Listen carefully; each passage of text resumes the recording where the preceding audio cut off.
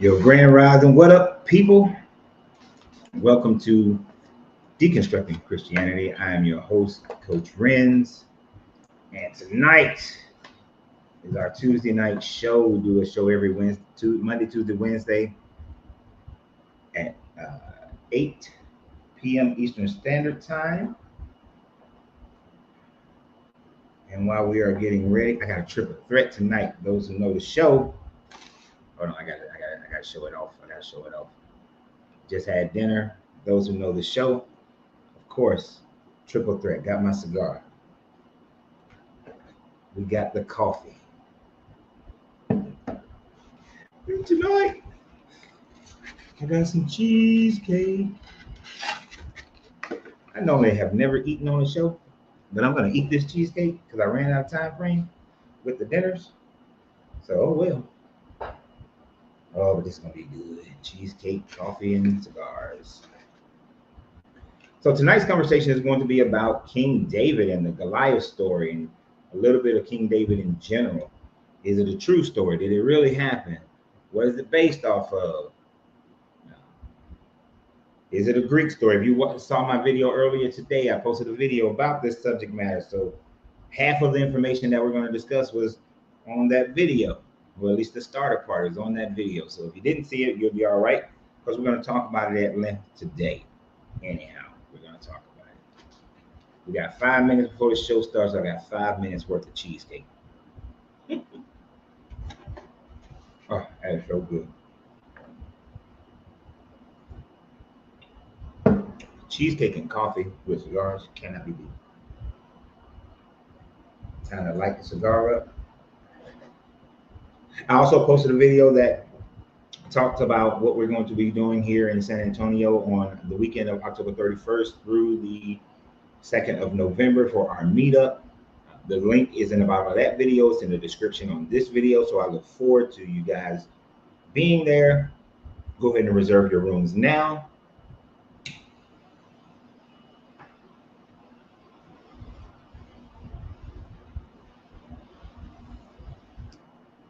And I'm curious, got two questions. Well, one question really. The other question is too early for that question. I haven't planned another seminar. Thus far, I've done a seminar on the flood. The flood story. I did a seminar on finances.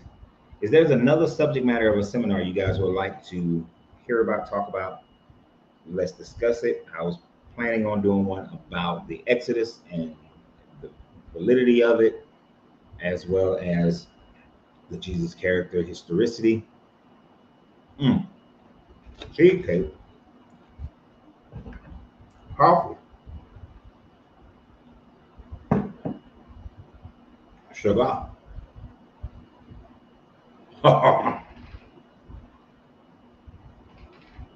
you know, mm, mm, mm, mm. I got to do something that I normally would not do. But while we're waiting, it appears that I have time to do this. Plus, as a business thing, and while we're waiting, I want to show you guys exactly how it is so simple. I was talking to a gentleman over the weekend, and I was telling him that he would have a great channel. There's a great channel he could create just discussing what he's into. And he was like, oh, it's so hard. And it was giving me every damn excuse in the book. I told him that all you need is a phone to get started. What up, Dwayne? So right now what I'm doing is I'm going to my cigar TikTok channel. And I'm going to do a quick cigar review while we're waiting on people to get on here.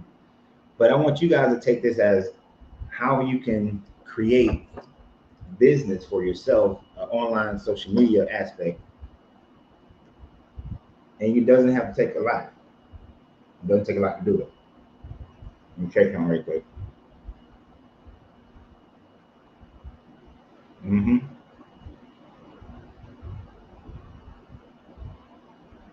And make sure I'm getting what I'm getting out that cigar first before I do this.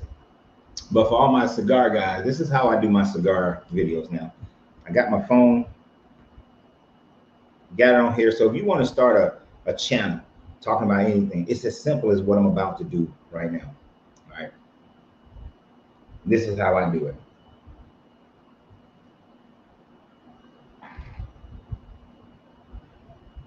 Yo, what up? This is your boy Renz for Smoking Phoenix Cigars. And today, I know it's been a long time since y'all got a cigar review, but this is going to be a triple threat on the cigar review. Today, straight up out of Cigar International, I got the Bahia Maduro. This Bahia Maduro is a 100% Nicaraguan Puro. So that means the binder, Nicaragua. The filler, it's Nicaraguan. And the wrapper is Nicaragua. And y'all know how much I like my Nicaraguans. But I say it's a triple threat. So first, let me tell you what this cigar, when you first get it on the foot of the cigar, it has a nice high hit pepper, which makes me think the wrapper is a Esteli. So it's a nice high hit on the pepper and the spice on the foot of it. But then as you get into it, and I've already smoked about 10 of these over the last week or two because they're such a great value. So I've already smoked about 10 of them. And the thing about it is that as you smoke this one, you get those notes of cocoa. You get those notes of rich tobacco. You get some additional kind of leathery flavoring going with it.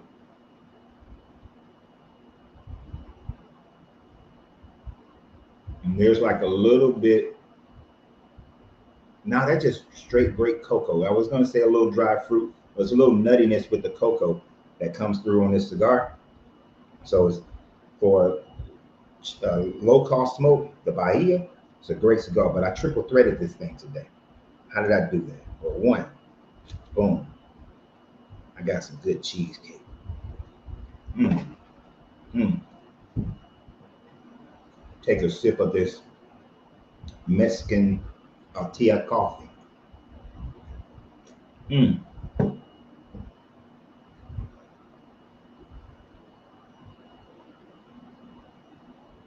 When I tell you the nuttiness, the cocoa, the pepper, everything's come through, and it's more of a smooth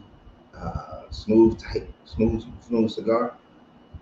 This triple threat, you want to add that, get you some cheesecake, get you some nice coffee, and let them know. The Bahia, it's a great low cost cigar that smokes just as good as a $10 cigar. Mm. So let's keep it smoking. And that's it. That's all I do on a cigar channel. So a lot of you guys have ideas of how you can create your own social media channels, right? So you could just be a cigar. You could just love coffee. You could love cheesecakes. You could like to knit or do whatever. And that's one of the things that we talked about when I did the video on the when I did the when we was talking about finances. If you weren't there for the Financially on Fire seminar, we went over certain things that you can do yourself in order to create you a secondary source of income, whether it's just $500 a month or it replaces your income. It depends on how far you want to go with it. So I would implore each and every last one of you guys that if you have a hobby, just grab a camera and get going. Just go for it, right? So and it's some of you guys on here, you can create a channel talking about the things that we all talk about on here. Uh, so because there are people who want to hear your perspective on things, your thought process on things. So just as simple as I made that video, normally I would have went on for at least another 2 minutes, right? Then that way, this on YouTube, this is going to show up as a short now because YouTube now does anything less than 3 minutes as a short. But that's still going to work on Facebook and YouTube. So you guys, if you have a subject matter that you are interested in or a talent in something,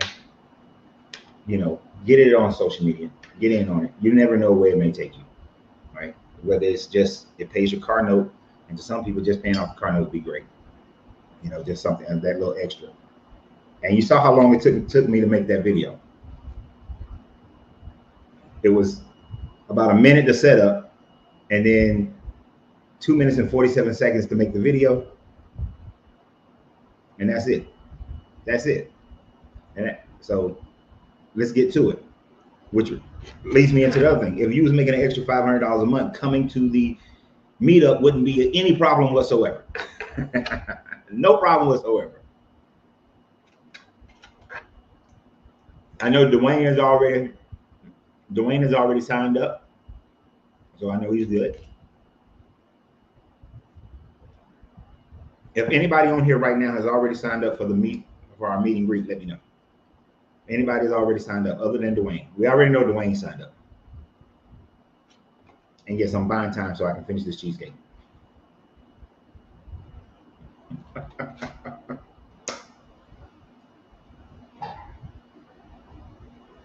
Anybody else signed up for it? And if you haven't, why not? Damn it. What's your hold up?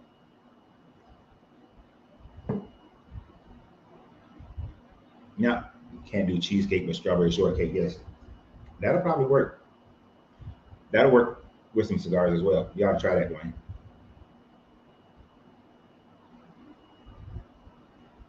All right, Randall says he plans to. Here's the thing. Correct me if I'm wrong, Dwayne, but reserving your room doesn't cost you anything.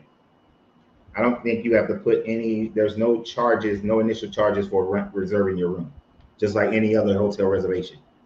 All right. At least that's how it was explained to me. So, Dwayne, did you have to put anything up front when you reserved your room?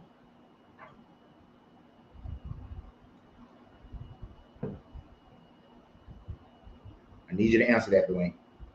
Don't take all day.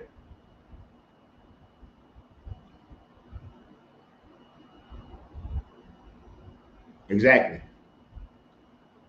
Dwayne didn't have to do anything like that. So if you go ahead and reserve your room, then you can figure out what your transportation situation is. You know, you can get your flights early, whatever, or drive, however you're going to get here.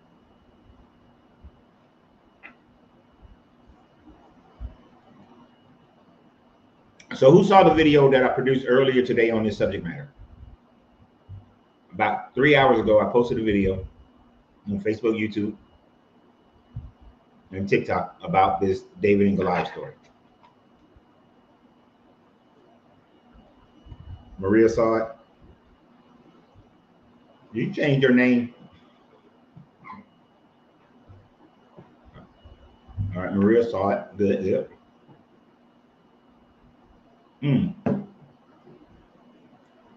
Roxanne saw it. Maria, I should have known you saw it based on your earlier comment that you're not shocked that the David and Goliath story was derived from a Greek myth. Oh, nope, it's the same. Okay. Oh, there's been somebody else on here who I think practiced one of the versions of the Indus religion, and their name, I thought that was you.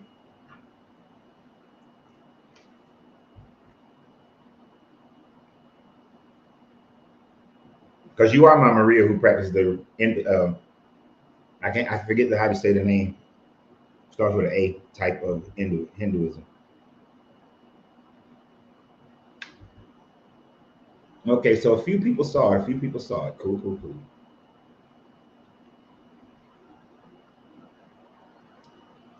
Oh, Shakta. Yeah, so the last couple of lives, there was another practitioner of Hinduism that's been on. So hopefully they'll be on tonight as well. All right, so if you haven't got everything squared away, get everything squared away. I want you guys to be there. I want you guys to be here in San Antonio when we meet up. So I got about 3 more bites left, but we're going to go ahead and start talking about the subject matter. I'm sure you guys know the David and Goliath story. You heard it over and over again, and it's always been taught in a manner that makes you think that here was David overcoming some insurmountable force, and here was Paul shrinking back and acting like a little punk.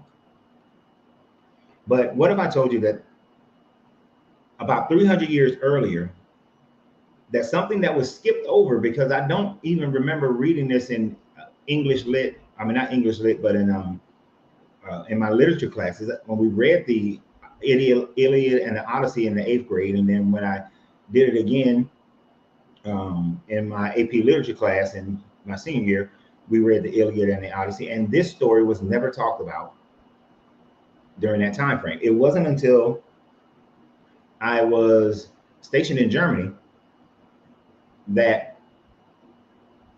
I actually went over this story. That this story, I was reading it on my own, and as I was reading it on my own, I came to find out that, hey, wait a minute, this thing is very familiar. This story sounds like something that I've heard before. And, you know, as I continued to read the story, I recognized it sounded a lot like the David and the Goliath story. As a matter of fact, there were so many similarities of this story that was written so many years prior to, that there's no way you cannot look at this story and say that the Greeks did not have an important role to play in how this thing came about. So let me tell you the story. Didn't you say it was Nestor? Yes, Nestor, but it's Nestor. But it's Nestor. So you have this character Nestor, who is the son, who is the one of the next to the youngest son to the king of Pelion, whose name was Nilus. And there was a battle. The Greeks were fighting these battles with, I forget the name of the other group. They were fighting this battle and this war. And then when they met into this one place, this one area where there was kind of a hillside, a hill valley area, in traditional Greek fashion, the other side sent out a giant, a warrior, and challenged the people of Pelion to this one-on-one battle. And whoever wins the one-on-one battle, they win the battle and the war, and that's it. And everybody else gets to survive. And so none of the other sons of Nilus and none of the other men would go out and challenge, and the king wouldn't go out and challenge this one person. But then Nestor says that he's going to challenge him. And the giant is standing out there, and he got on his armor, and with this armor, he also is coming up with, he also comes out and he got this big club. And he laughs and scoffs at Nestor, at his size and at his youth. But through divine providence, through the help of the Greek gods, Nestor is able to defeat this giant.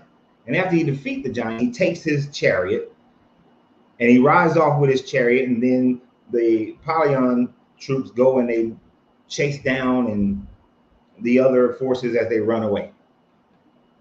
Now, that in itself is enough similarity to the David and Goliath story in the fact that when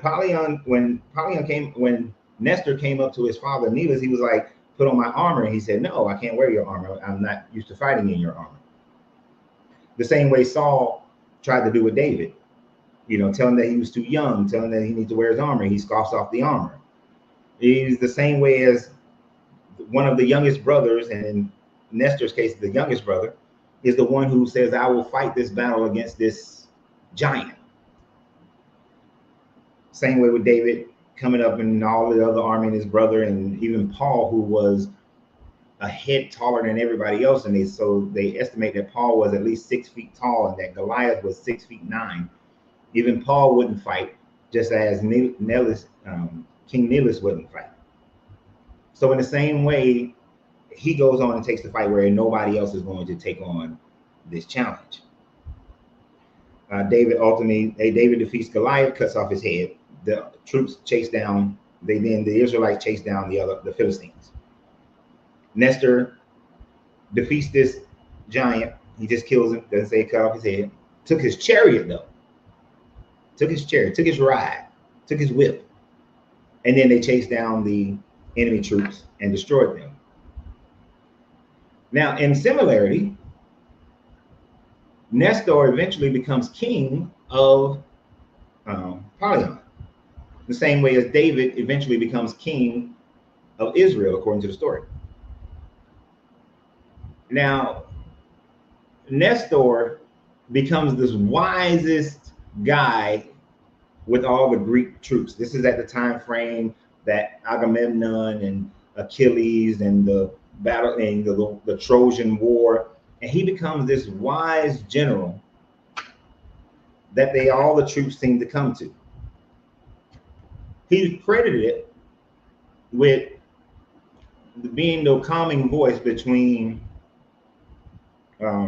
Achilles and Agamemnon, right? All soldiers, even Achilles, go to him for advice. He seems to be the one who, just as Solomon said, let's split the baby, and then the true mother was revealed, he's the one who comes down and create negotiations and things of that nature. He's supposed to be this wisest of men.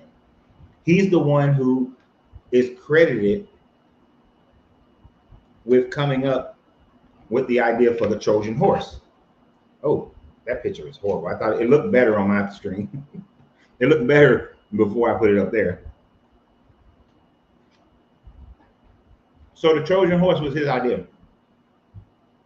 And instead of staying in Troy, he left with Jason and the Argonauts, well, not Jason and the Argonauts. He counseled Jason and the Argonauts, but he left with Homer, and supposedly, traveled with him for a while before he went back home to Polion, where he resided as king. So there are also some similarities with the idea of Solomon, in him being this wise king that everybody seems to come to for advice. And he thought it wise to leave because they had disrespected the temple of Athena, and Athena was mad, and so he thought it was wise to leave. And so he left. Now, what's interesting is that the biblical story that's attributed to David wasn't written until the reign of Josiah. It is said and believed that Josiah found a scroll inside of one of the temples that he was fixing up. No, I didn't see your comment, Isaac. I was spending time with my wife, so I did not see your comment. But he was spending, let me see. So Josiah was redoing a temple, and he found this scroll. And upon finding this scroll, that's when he decided he was going to redo and restart and reorganize the Jewish religion. And so when he does this, this is when the creation in between 640 and 609 BCE, this is when the creation of this David and Goliath story comes into play.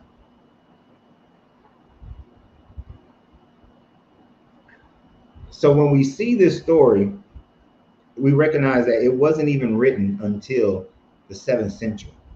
The Greek story, however, was written in the 10th century, meaning it was written in the 900s. This is the time frame that it is allocated that the story of the Trojan War occurs. Now, we know the Trojan War happened. The city of Troy was found based on the readings of Homer's Iliad and Odyssey. Does that validate Achilles? No, Does it validate the gods? No. Um, Polyon is still, I mean, Nestor is still considered to be a legendary king because we haven't found any information that shows that he existed. But he was a part of fable, a part of story that may be based on somebody, but he was a part of a story that was very well known. And the Iliad and the Odyssey has never had a time frame when it wasn't known by the people of the Mediterranean, by Europeans, by America. It's always been a known story.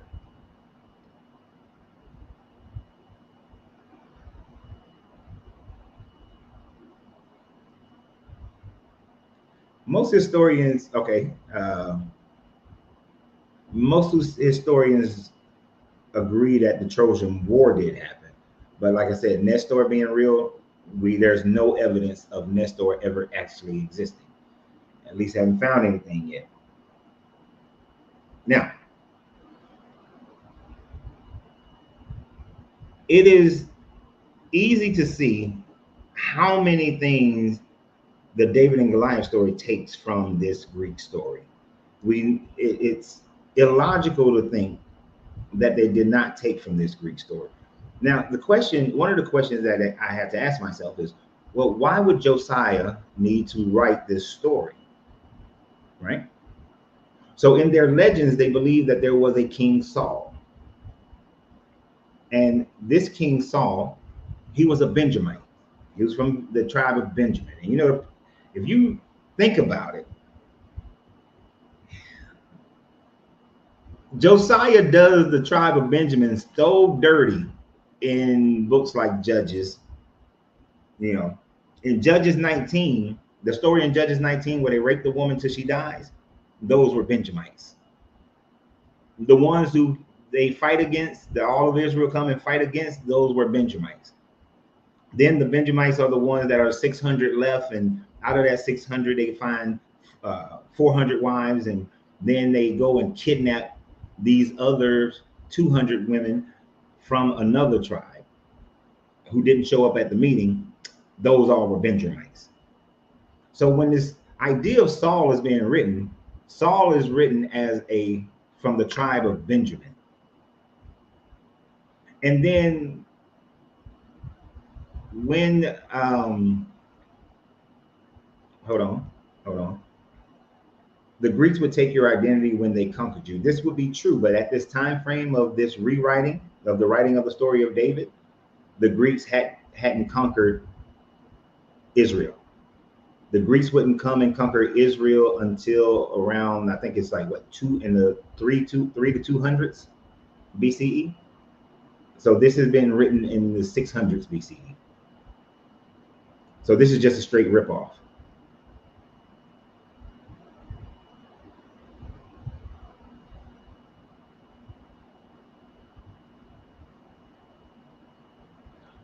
I think you got to read that more carefully.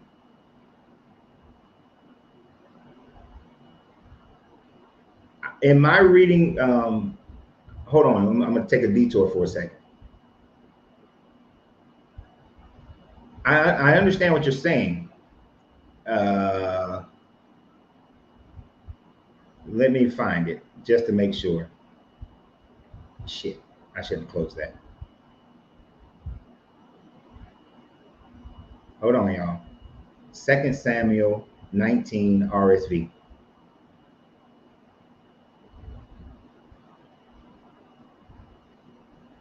So what Isaac is saying is that there's a conflict, and I've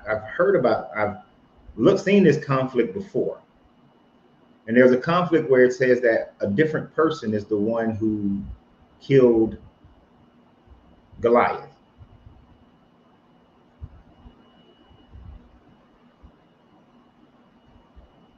Hold on. Okay, I must not be looking at the right part of it. Shoot. And that was something I looked up. I remembered. I thought to look it up. I looked it up a little bit. But that is an issue I would like to make sure we satisfy.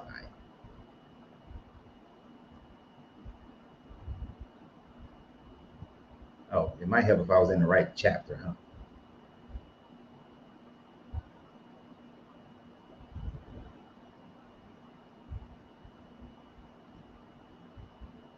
Okay, so in the RSV,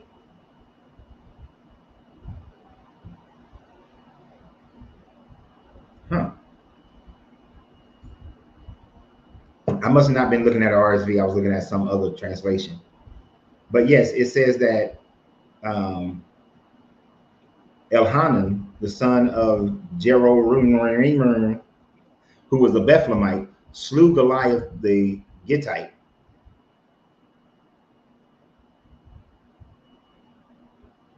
So there is a contradiction in there. I knew there was something. I had looked it up, but then my wife is not feeling well, so I went and took care of her, so I forgot about that part. But there is another translation that'll say that he slew a brother of Goliath and didn't actually slay Goliath.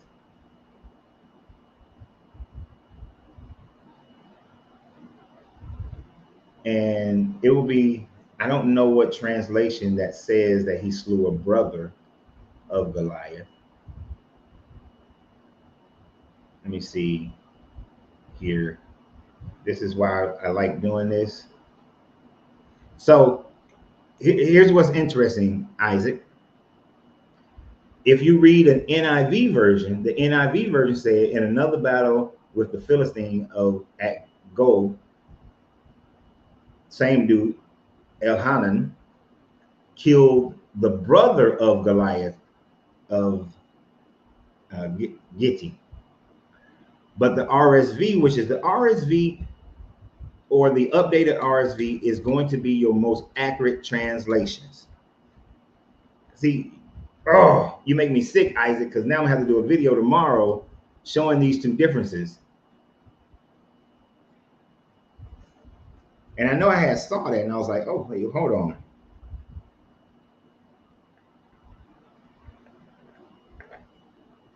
Second Sam 21.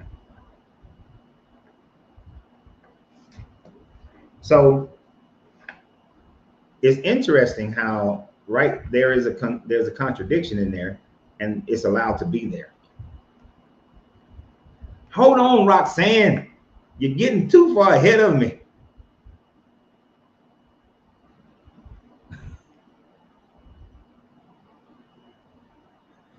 Right, Lahomie is his brother's name, but when you look at the RSV version, it says that he killed Goliath, not his brother.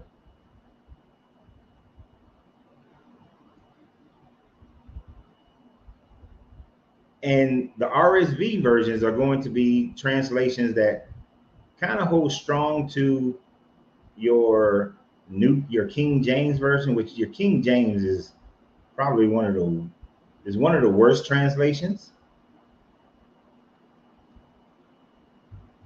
which is why I never use it.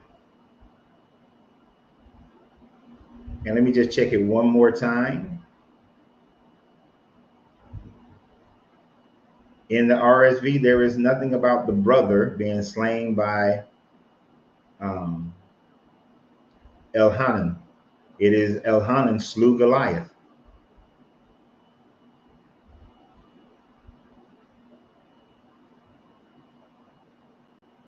So that in itself, as we look at it here, is a contradiction. So, and yes, there are some scholars who I was reading about that, and I forgot about it when I was doing the video about it earlier. But now that I've read that again, I remember reading how some scholars were saying that in the after the time of exile, after the Babylonian exile, that the story was rearranged. That the original story wasn't David slaying them, but it was rearranged for David to slay them, to be the one who slayed Goliath.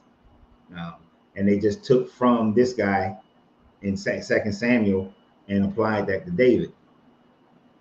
So although there is some debate about that, what there is clear distinctions between the two, that they are not exactly the same. Now, back to what I was saying. One of the reasons Josiah wanted to elevate David over Saul, why would he want to do this? Well, Saul comes from the Benjamins. The Benjamites were being treated, they get dogged out, as I was saying earlier.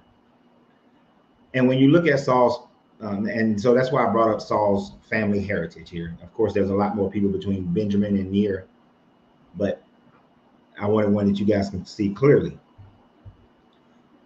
Saul is kind of discredited because they make a point to say that Saul was taller and bigger than anybody else in Israel, stood a full head taller than anybody in Israel, but yet he was afraid to go out and fight against Goliath. Further showing that Saul didn't deserve to be king of Israel is what they were trying to indicate if you were a reader at that time frame. And yes, God made a God made a covenant with another clown. Yeah.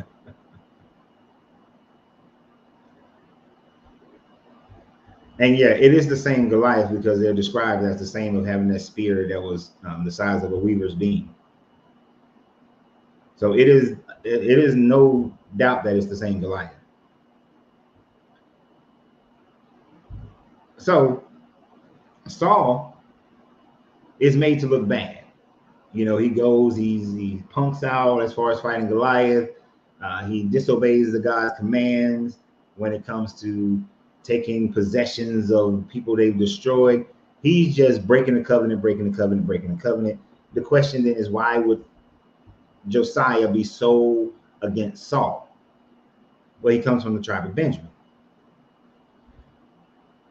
Josiah, on the other hand, I know that's a lot to look at, but if you follow the line of David and down to, oh, this ain't the right one. Shit. This ain't the right one. This ain't the right one. This ain't the right one. Because that one didn't have what I wanted on it.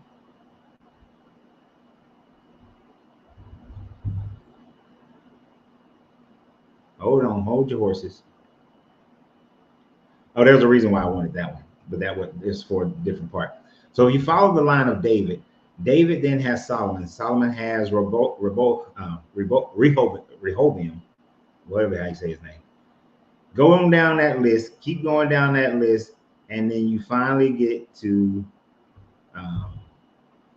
after you pass Hezekiah, go to Manasseh, go back up to the top in the third row, Amon, and then you got Josiah. Josiah is believed to be from the line of David, or at least he was writing a story that he was from the line of David. He was from the tribe of Judah. This is what he was claiming. So David had to become the one who defeats Goliath, is found all this favor with this God, so that David and the Josiah and his family tree would then be seen as the ancient line of royalty that should be the king of Judea. And mind you, he's writing this at the time frame that they are under Assyrian control.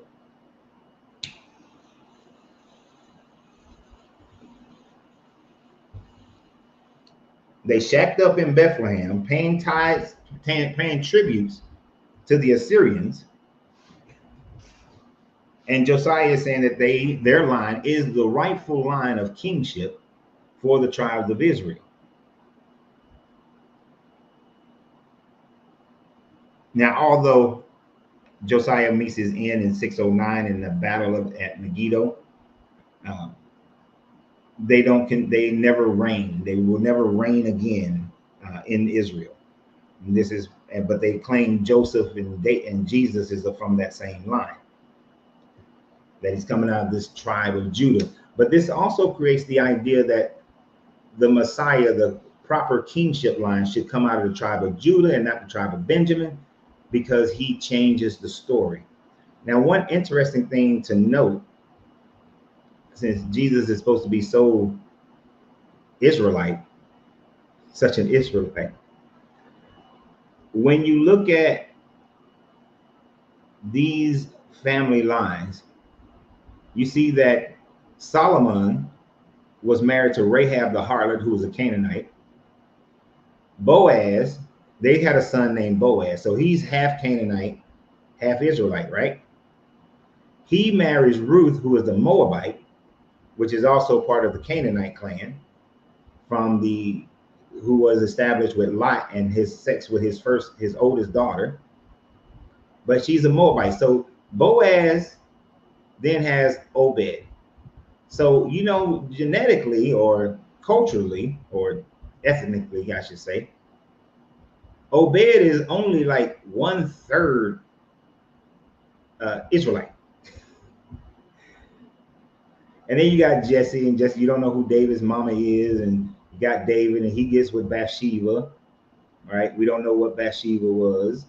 And then they have their children, Solomon, and then from that Solomon line, you know, he had a bunch of wives, and we don't know the wives. But it's interesting that this line of Jesus features a Canaanite woman and a Moabite woman.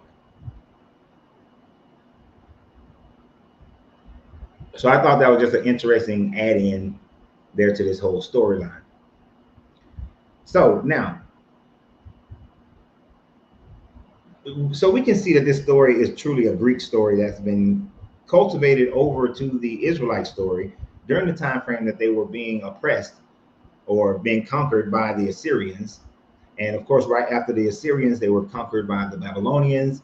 And this story was being edited while they were conquered by the Babylonians, and then they were conquered by the Persians, and the Persians let them go back to their home countries, but still being a vassal state of the Persians. And so then they become conquered by the Greeks. And of course, the Greeks is not going to mind this David story because it was something that was familiar to them because they had already had this story beforehand. So we know that this is just a crafted story for political reasoning of justifying the heritage of the Judah, the clan of Judah, the tribe of Judah, through Josiah. Now, there's some mistakes and problems within this story, as Roxanne brought out. And I said earlier on the previous video, there is no way in hell David should have lost this fight. It is an improbability that David would have lost this fight. So the idea that this David and Goliath story is overcoming insurmountable odds is a fabrication in itself. When you read this story of David and Goliath, there's a few things that stick out. Goliath being 6'9" at a time frame, at that time frame, and even today, 6'9", well, 6'9" is becoming more common, but at their time frame, usually someone that's that much bigger than the population, the normal height of the population, that person generally will have acromegalia, which the Goliath character demonstrates many aspects of having this gland pushing on your, you know, this oversized growth gland in your body.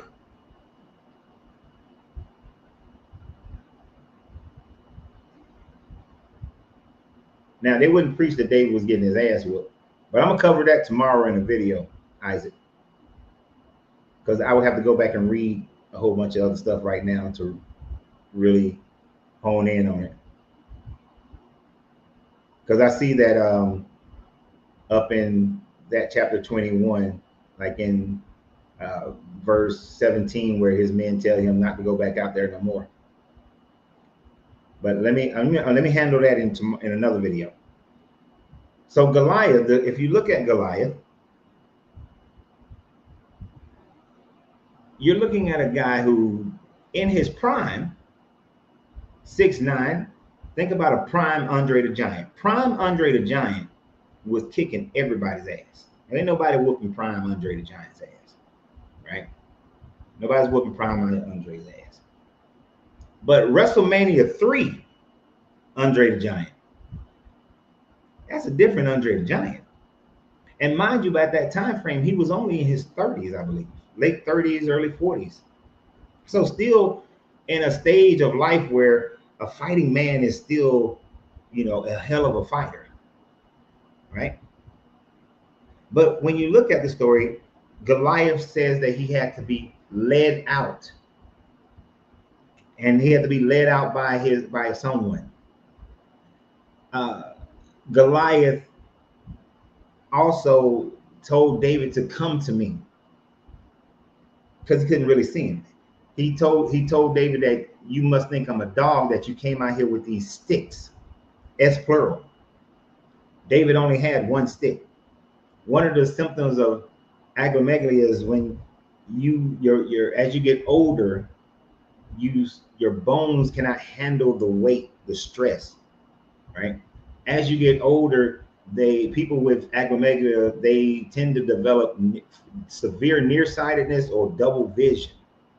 It would seem that Goliath had some type of double vision since he was saying you bringing these sticks. He was struggling to move. Like if you saw WrestleMania 3, I know I'm showing my age on that one.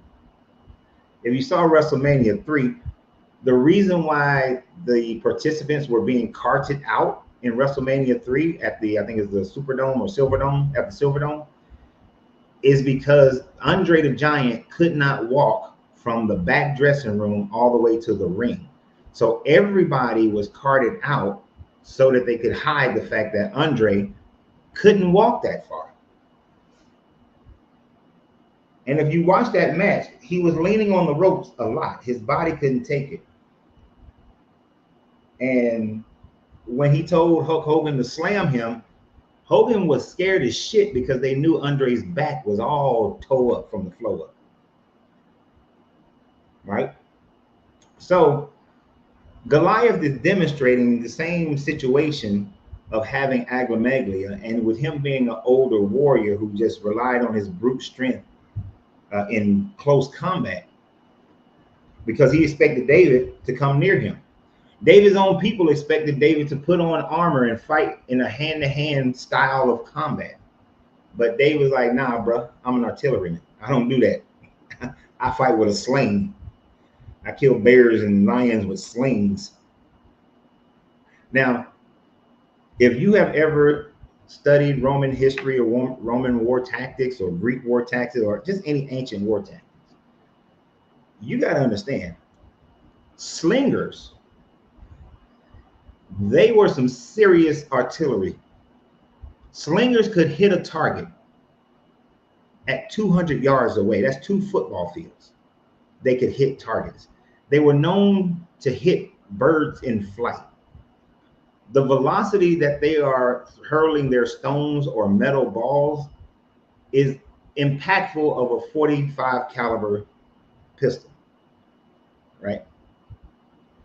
So when you're talking about David fighting Goliath, you got somebody who's standing back about 50 yards, 50 feet, who has deadly aim at 200 yards and slinging rocks at this big joker. I mean, this is why Saul wanted David to put on his armor, because Saul thought he was going to go up there and fight him hand-to-hand combat, like sword to sword.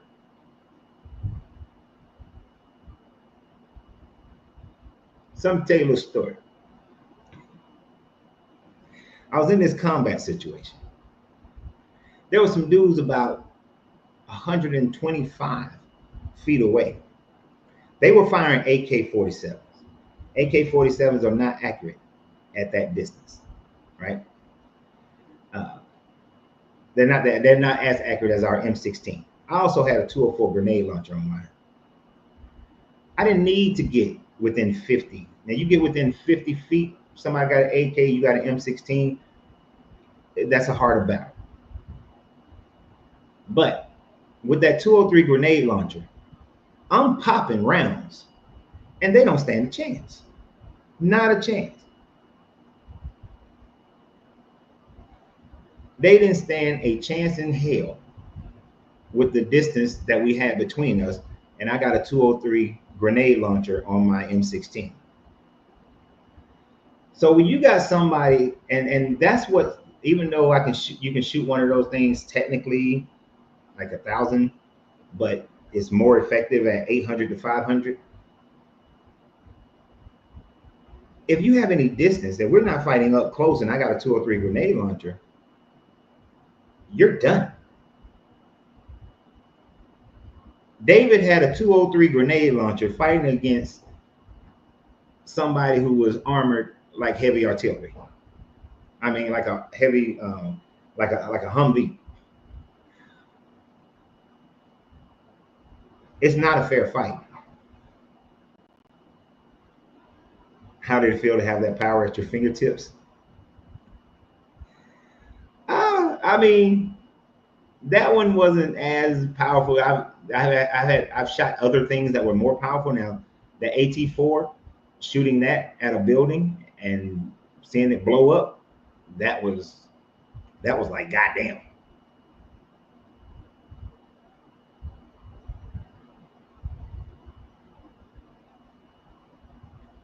So, and I wish I would have downloaded it, but there was this video that you can find.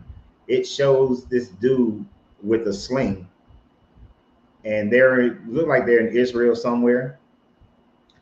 And bro man with the sling,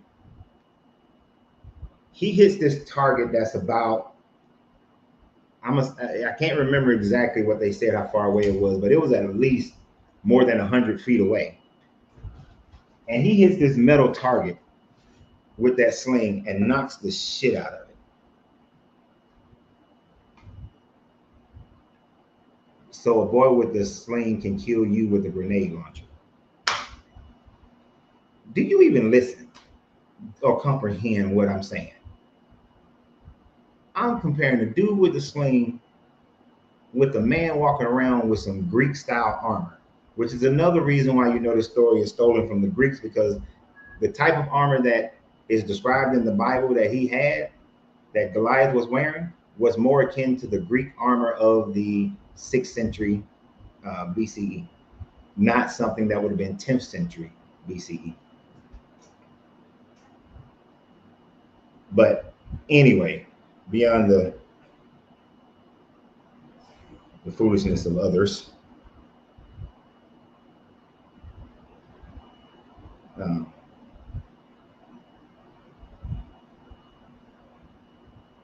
I'll see if I can find that video real quick.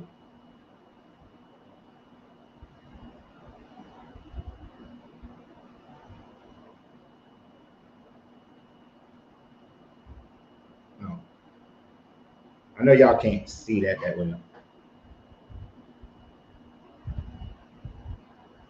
Watch this.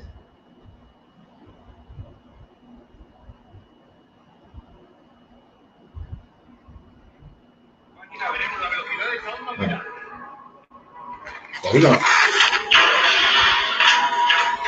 So he knocks the shit out of that thing. That's judging by this, what I'm looking at, I'm saying that dude he's hitting a target that's probably about 30 yards away that he hits this target.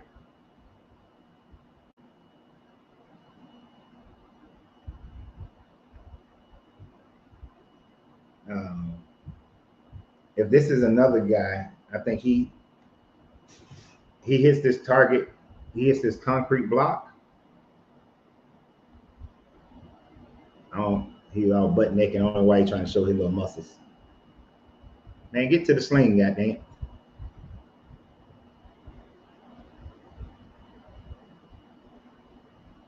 See? So a sling.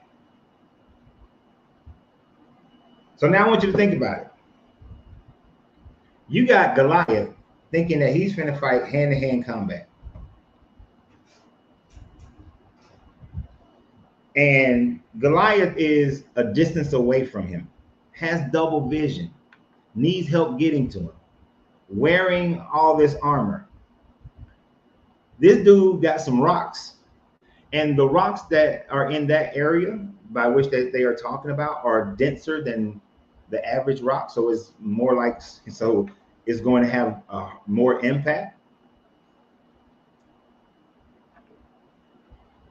Give me someone accurate at a distance, they will beat someone who requires close combat almost every time.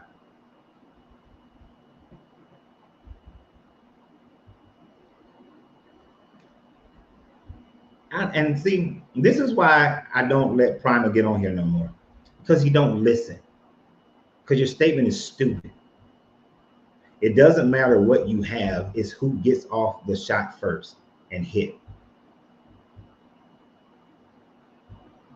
Goliath wasn't throwing shit.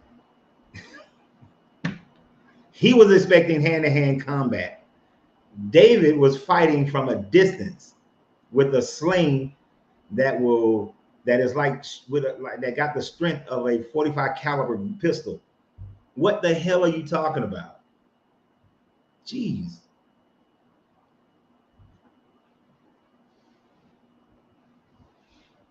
I mean, does the cognitive dissonance cause your brain to just turn off? And then you're gonna say that's my point? No, the point is he was fighting someone who was who David, and see, you show you didn't listen. The David and Goliath story is not about somebody overcoming insurmountable odds. If somebody would have overcome some insurmountable odds, it would have been Goliath being able to defeat David. Goliath, like a dumbass, set himself up. Goliath had the expectation that someone was going to come out and fight him in hand-to-hand combat, right? But somebody came out who could fight from a distance. It would have been like if one of the archers would have came out and fought Goliath. Just keep running and shooting, keeping your distance and shooting. It's kind of like, you know, shit, I just forgot the boxer's name. Larry Holmes. I love boxing. Well, I used to love boxing. Larry Holmes used to whoop your ass because he just keep you with that jab, just keep you away, just jab, just keep you away from him. And you're right, there are no rules to war, but you're not listening. I said the people take this story as overcoming insurmountable odds.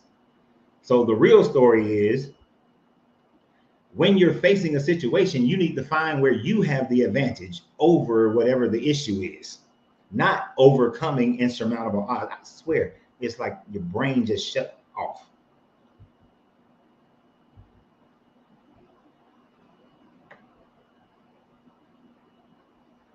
I mean, good gracious, like, does the brain stop working when you start believing this book?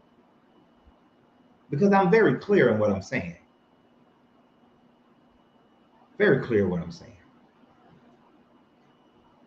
Anyway, I'm not going to give these people my time because they're not worth it. So, anyway, when we look at this story and what we have seen thus far, is that the David and Goliath story is definitely a story that was pretty much a copy of the Greek Iliad story concerning Nestor in his youth. Right? This was not an original story. This story was utilized as a political. Um, it was a politicized story in order to justify Josiah and his line as being the kingship that God favored, and that the previous line of kingship in Israel was not favored by God. So they made Paul look like trash, not just in this story of David and Goliath, but in Judges and other stories, and made the Benjamites look like trash in order to completely damage the idea of Saul and the entire tribe of Benjamin. So this whole thing is just political propaganda. It's a made-up story in the same vein as George Washington cutting down a cherry tree. Another made-up story.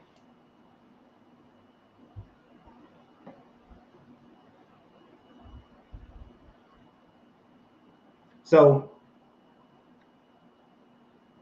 and it was easy for them to come up with this story because, as I said in the very beginning, this story, the Greek Iliad story, was written in the 10th century. The David and Goliath story is not written until the 7th century. We have 300 years of the Iliad and Odyssey being told throughout the Mediterranean communities. And then we have a revision. The Old Testament books are still being revised all the way until about, all the way to the 400 BCE. So they're still being revised all the way through that time frame. There was only one piece of archaeological evidence that says the house of David on it. But that doesn't indicate the house of David being the unified kingdom of Israel. It only demonstrates that there may have been a tribe, there may have been a small clan, there may have even been a city state, that there may have been a house of David.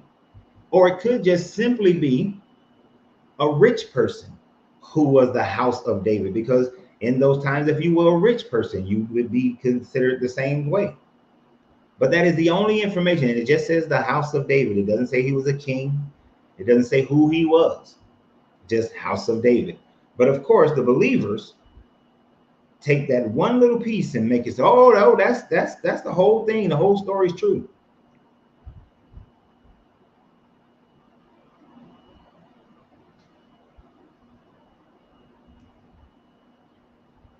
You know what, Dakota? I wouldn't be surprised. They say that the name changed from Saul to Paul because Paul was the Greek name. I wouldn't be surprised if the name changed from Saul to Paul because he wanted to convert over to Christianity and he knew how badly they were talking, how they did the Benjamites. But I can see your thought process in that as well.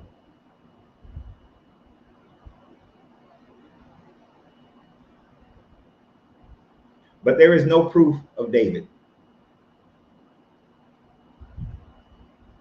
except for that one little piece, and that is not actually proof of David. Doesn't say anything about Bathsheba, doesn't say anything about Solomon, doesn't say anything about any of his accomplishments, where he lived, what he did, who he was to society, nothing.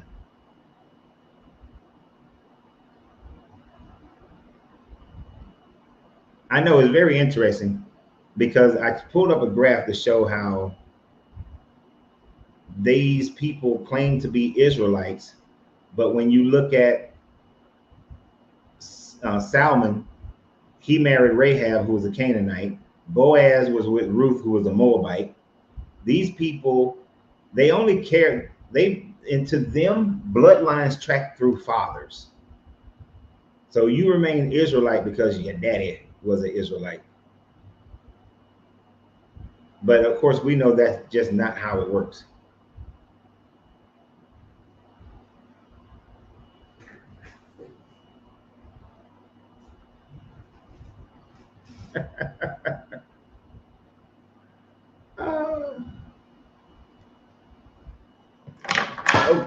Excuse me, dropping shit.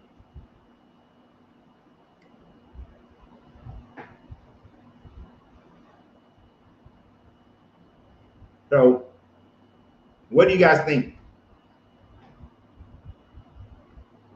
What are your thoughts on that whole scenario?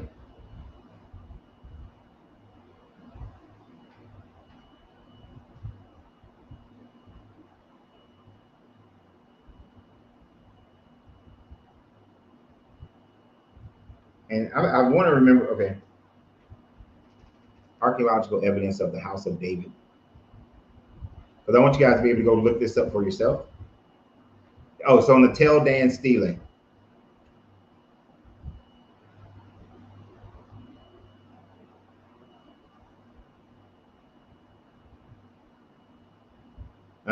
It's a 9th century BCE inscription, which puts it in the 800s, written by an Armenian king referring to the house of David, providing the first extra biblical confirmation of King David's existence. But it doesn't provide that.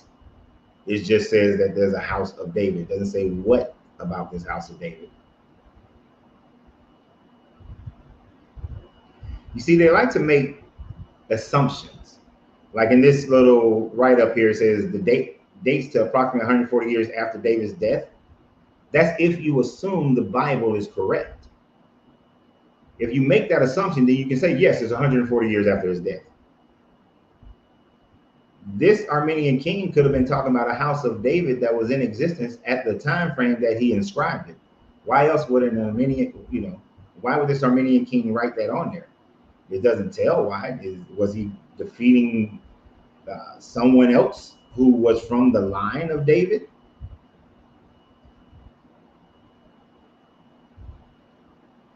but it doesn't indicate any of that. It's just we don't know what it actually is saying beyond the house of David. Let me see if I can find what the inscription, what all it actually says. I know we got the Mesha stele, which also says, which has the house of David.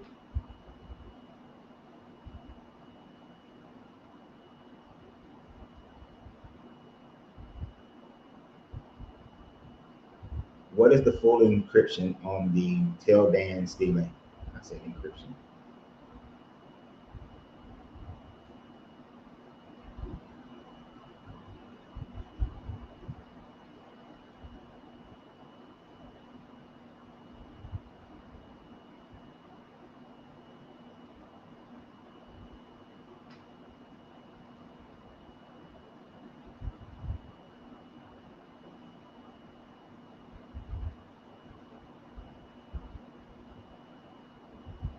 So if I'm looking at this right, it says that the Armenian king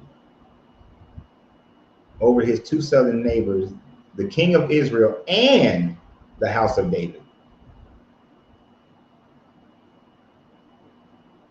which would indicate that the king of Israel and the house of David are not two one and the same. To give you an example of that, that would be like Caesar and Crassus. Since Crassus was the house of Crassus, since he was the richest man in Rome at the time frame. So it'd be like, I defeated Caesar and the house of Crassus because Crassus was a supporter of Caesar and he was very wealthy.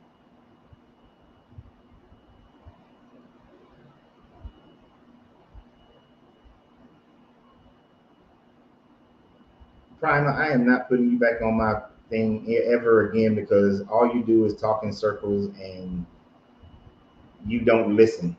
That's a waste of my time. So I don't even know why you here. You or James. You make statements that are unfounded, untrue, and the ones that you do make are true, do not facilitate any proof of any of these people being what the Bible says that they are. So why would I waste my time by having you on here? Why would I waste everybody else's time by having you on here? That would be a disservice to everybody else.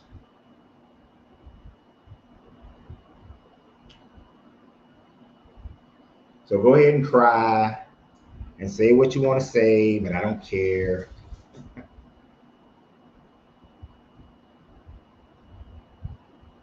But even though Christians and uh, biblical apologists take the Tel Dan stele to mean that David was the house of was in business,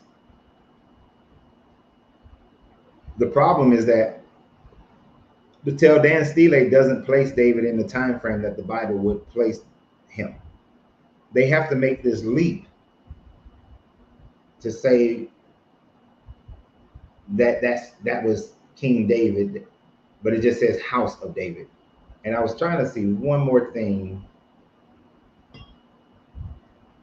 Who is the Armenian king in the Tel Dan stele?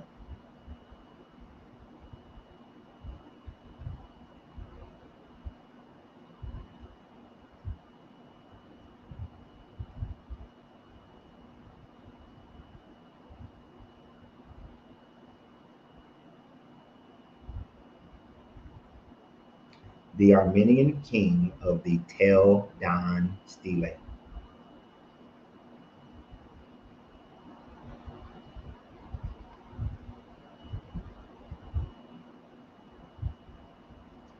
Ephraim. Okay.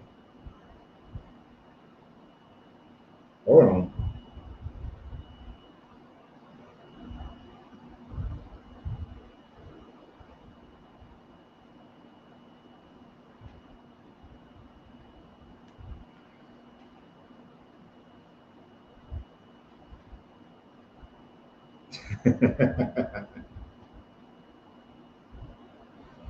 They say that it is likely inscribed by Hazael of Aram in the 9th century, which would still put it in the 800s BCE. I want you to think about this.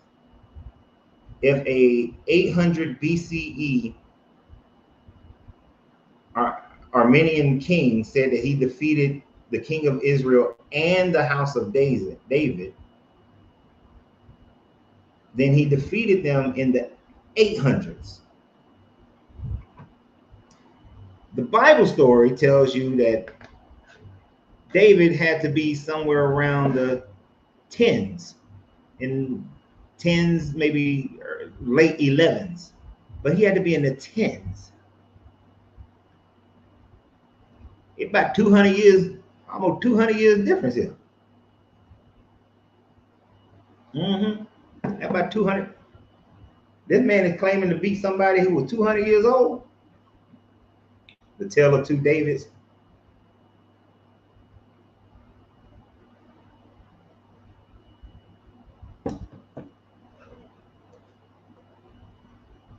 What are y'all talking about? I know I was looking up stuff, so my bad. Let me go back a little bit.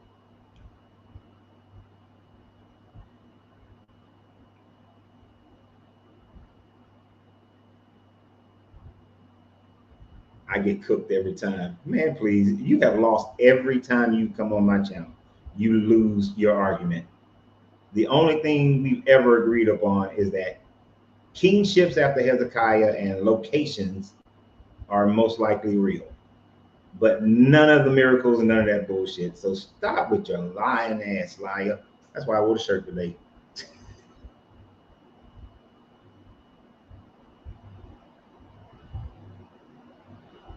And that's just funny. You know, here's the thing that's funny about people who read the Bible. They're supposed to believe that pride is a sin, right?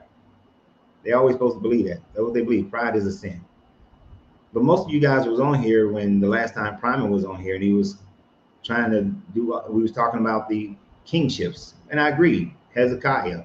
Anybody born after Hezekiah, all the kingships probably existed. Archaeological information demonstrate that those people existed. But could he admit that doesn't mean any of them damn miracles happened? That an angel came and killed 180,000 of the troops. But he couldn't admit that part. And he knows that there's no proof of that. Zero, none whatsoever. There's no proof that this Tel Dan Stele is talking about the King David that they have in the Bible. If you just looking at it in my mind, remembering studying it years ago, Tel Dan Stele is just saying a house of David and a king of Israel and the king of Israel, not placing them as one and the same being. Yet they just run off with it. But it places the King David in the 800 BCE, which goes against your biblical timeline of putting him in the 1000 BCE. Your stories don't match. Your Bible don't match. And the only thing he sticks with is the timeline. You see the timeline, You see the timeline. And on the timeline, see, look at the timeline. And the timeline, you know, you can't go against the timeline, coach. Coach. You can't go against the timeline. Timeline, Hezekiah, the timeline. Yeah, from Hezekiah to present, sure. Hezekiah beyond that, hell no. Can't prove anything. Not one thing. Not one iota of evidence. But the pride does not allow them to be able to see the evidence that is right in front of them. None whatsoever. And it's a sad thing, because it shows how indoctrination can cause a grown-ass man who, for all other accounts, probably is an intelligent person, but the Bible makes you stupid. Not ignorant, not dumb, stupid. Because stupidity is when you ignore facts. Dumb is just when you can't understand facts. Ignorance is just when you don't know. But stupid is when the facts are presented and you still stick with with the ignorance because of your pride, which is supposed to be a sin. And as far as in your world, it's a sin.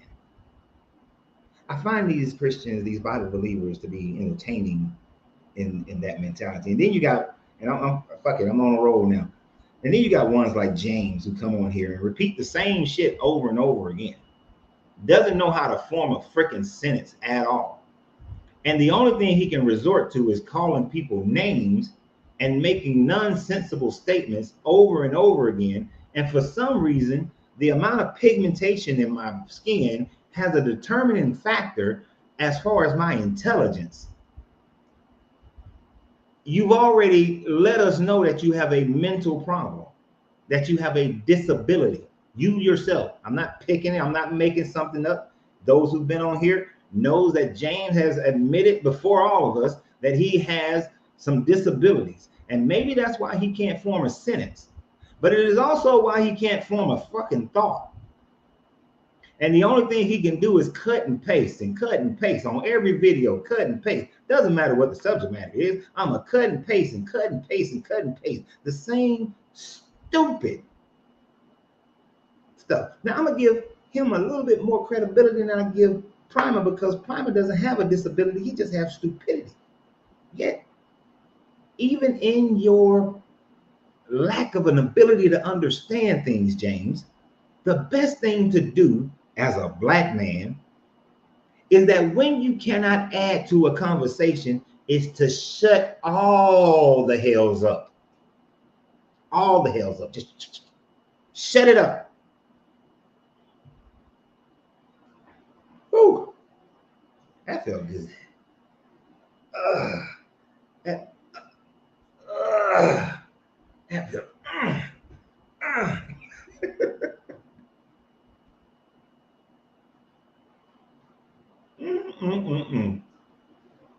Whenever you look, he thinks some reverse psychology gonna work.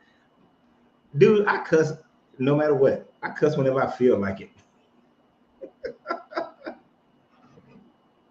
Oh, that's when you know you're losing. No. Most of the time I cuss when I'm faced with stupidity. With stupidity, that's when I cuss. When stupid shit. Look, and why people gonna prove my point? Look at this. Look at what he said. Look at it. Look at this right here, y'all. Look at this right here. I shall, I will, should, I will not shut up, because if I, black man, look like you know everything, you dumb, stupid idiot who think you know everything, you don't know nothing, nothing at all. For a black man, you are so stupid. Did you prove, James, read that and tell me that makes sense? For real. James, read that and tell me in some dyslexic way that makes sense. I shall, I will, I should, I will not shut up. How does that make any sense? I wish, because if a black man looked like you, if a black man looked like me, like my twin, you know everything for a dumb, stupid idiot who think you know everything, you don't know nothing at all for a black man. I guess white people are supposed to know more stuff, Asian people are supposed to know more stuff, or black people are supposed to know more stuff. Like, if there's a limitation on how much stuff I can know as a black man, like, is that what's like black men supposed to have a certain boundaries of intellect? Proofread, man. It's called proofreading.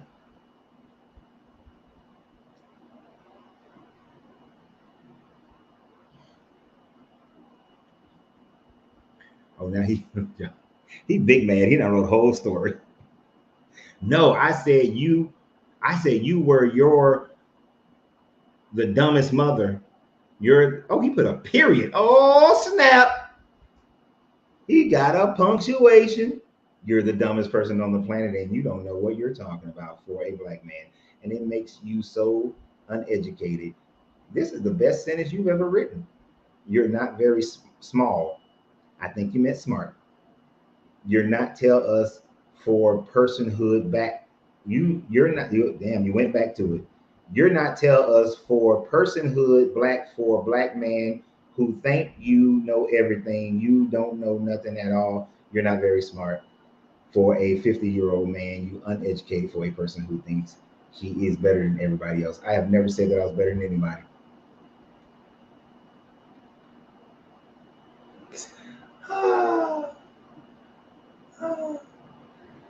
Okay. I'm done with that nonsense. Thank you, Dakota. Dawood or Dude. Dawood is a title that means king, house of kings, which one?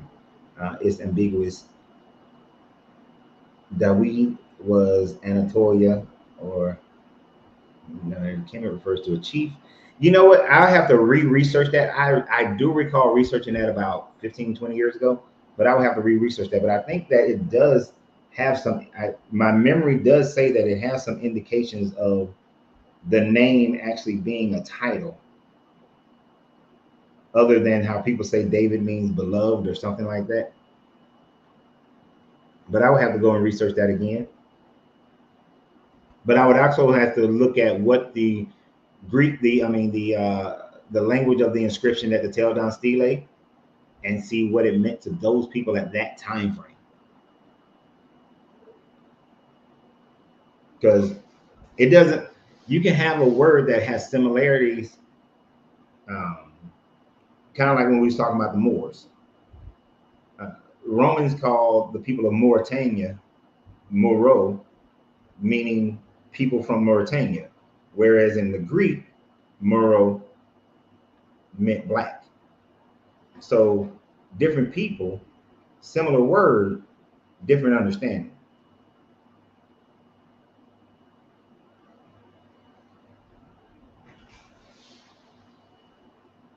Different understanding. So I would have to research that to make sure.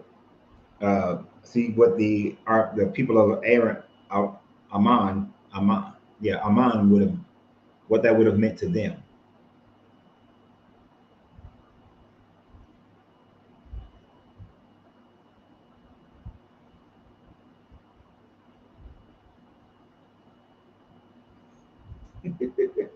But I would research it for myself because I always encourage you guys to research things independently. Oh, he has no excuse, Boondocks. He that's just I got on my blinders. Everything is about the timeline. He don't know nothing. He one of those people who can talk and talk and talk and talk and talk and make people think that he's intelligent, but not.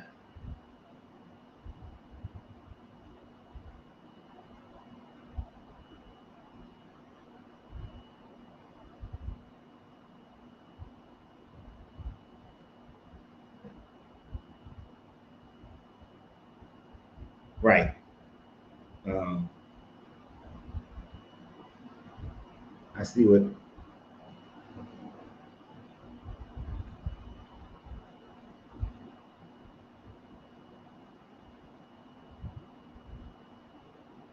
Let me put this in my phone so I remember.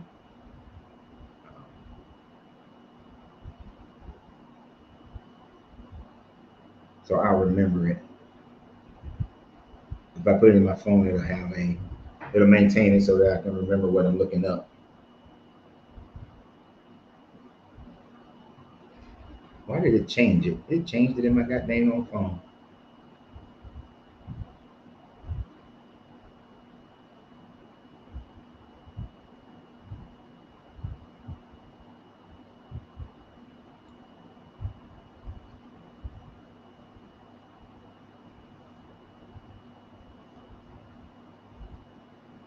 Hold on, y'all. Shit. I hate autocorrect.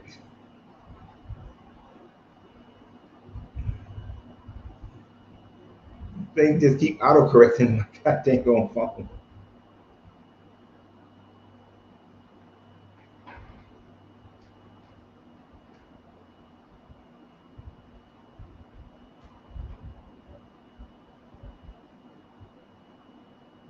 But I'll look it up. I'll research the name of David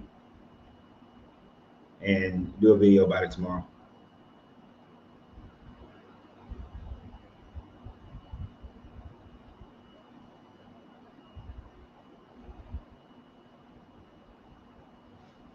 How is James complaining about me disrespecting or talking bad about him when that's all you do is come on here and call me names? You see how they like to, they want to hide. These people, they hide all the time. They hide behind their religiosity, and they hide behind their ignorance. Only a dumb person calls other people dumb. Prime, why you talking? You said you was finna go play some hoops. Go play some hoops. Nobody wants you on here. What makes y'all think that? Why do these believers think that I made this channel for them? I don't. This ain't for y'all. Nobody don't give a damn about y'all.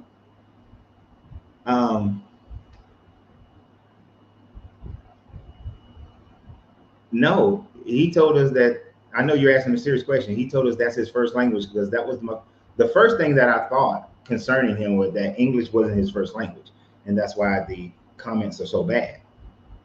You know, misspellings and no sentence structure, and some of his comments are so unintelligible that you can't even understand what he's trying to get at. You know, but I thought that it was, and we asked, and he said no, this is his first language, born and bred America.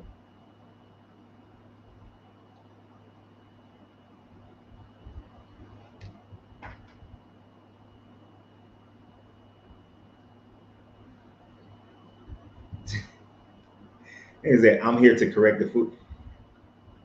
Here's what's interesting because I don't delete any of these videos. You have never corrected anything. That's the sad part about it. Not one thing has been corrected. You make statements and claim them to be true, and the few times I've allowed you to come on here, none of your statements have been proven to be true, other than these historical places and people existed from Hezekiah forward. That's it. People and places. You have yet to still prove any miracle, any angelic beings, any God, any of those things actually exist. You have yet to prove it. You haven't put forth one shred of evidence.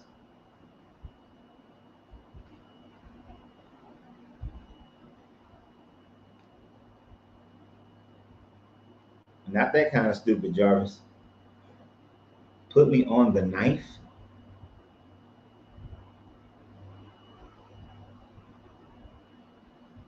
What is, I don't know what you mean, Kevin. Put me on the knife. You know, when I don't know something, I sit back and I just listen. Then I go research. What I don't try to do is challenge the word, what people are saying if I don't even know what I'm talking about.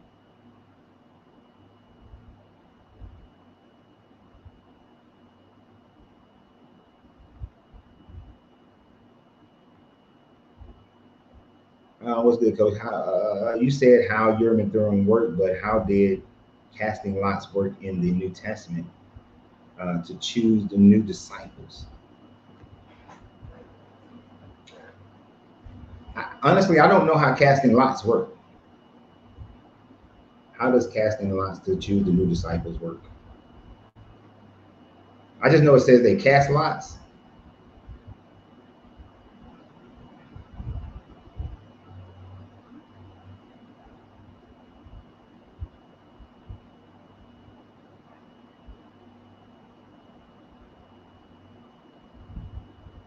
Because the method of casting lots is not detailed in the Bible. So, what method of casting lots? Let's see. What was the most popular method of casting lot in Judea first century? Let's see if there's any archaeological information. I said casting lot.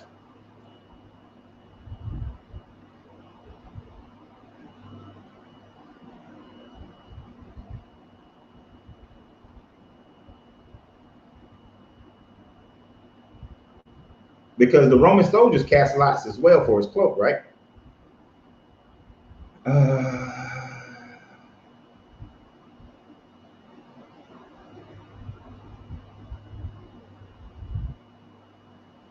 Such as different sized sticks, flat stones resembling coins or dice.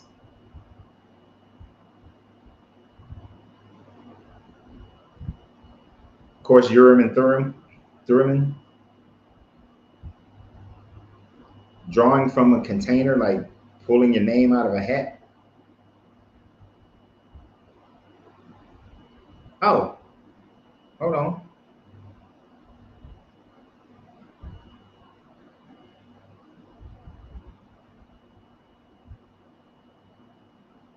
Hold on, hold on.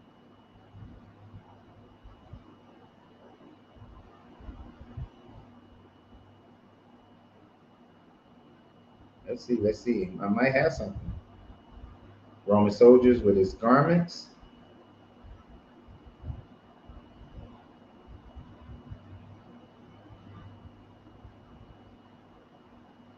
Um, I knew I couldn't trust this goddamn. Oh wait, wait, wait. There it was. There it was. There it was.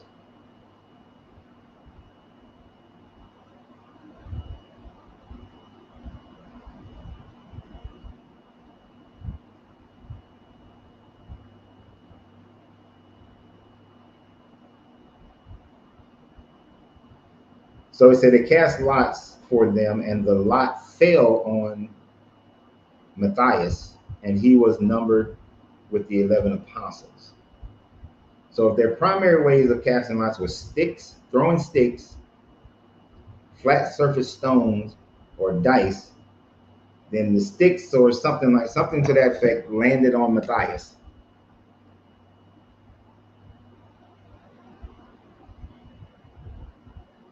But that's some damn witchcraft that they were told they weren't supposed to be doing, though, which is interesting.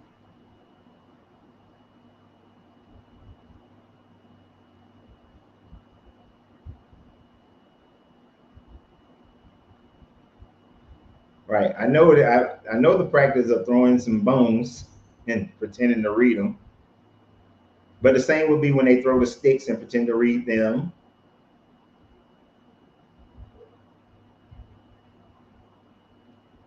But a quick little search just showed that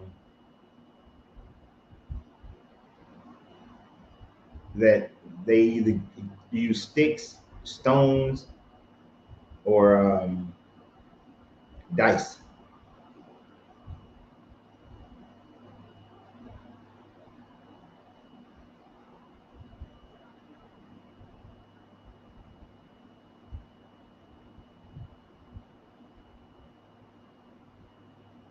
Right. The sailors on the ship, they cast lots, but even that they don't say how, what methodology that they used.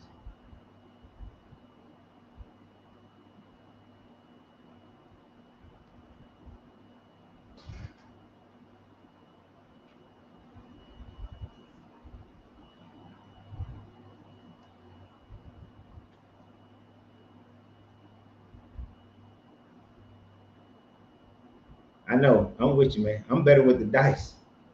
If I go to Vegas, I'm gonna double my money easily. Most of the time, I triple it. Give me the dice. What? I've never heard this question before. Which character of the Bible do you most identify with?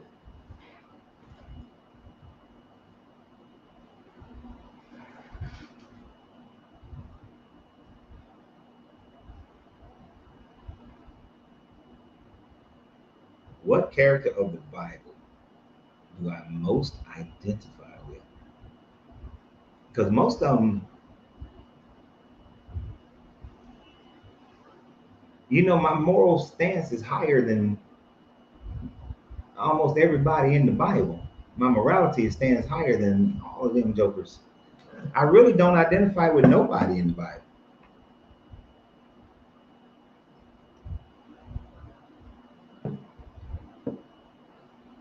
I mean, yeah, Melchizedek. Yeah, hell no. What, after his daddy lost the battle against Abraham, he come up there begging, and Abraham give him a tenth, and then give him the rest of the stuff, and he blessed Abraham and go on about his business because his daddy got his ass whooped.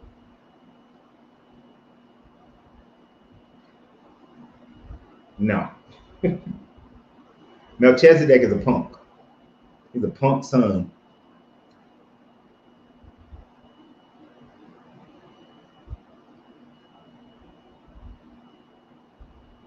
I guess the closest person I can identify with is the serpent in the garden, because I'm willing to tell people the truth.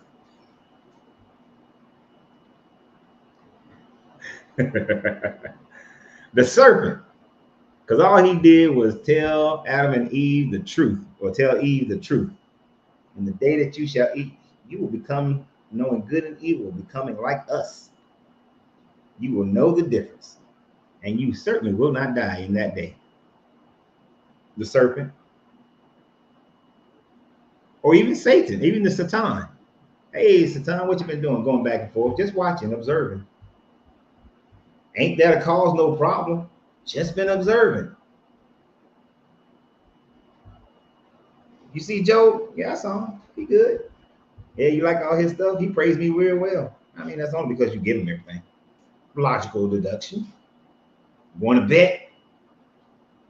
You really want to bet on this man's life and all that stuff, just so you can prove a point that he believes. The Satan was minding his own damn business. Wasn't bothering nobody, wasn't harming nobody, just observing.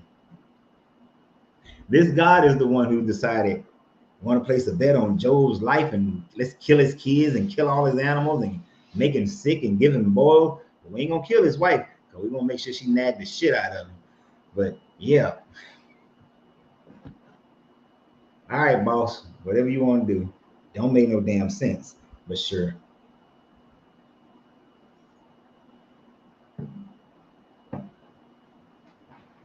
Let's see, is there anybody else?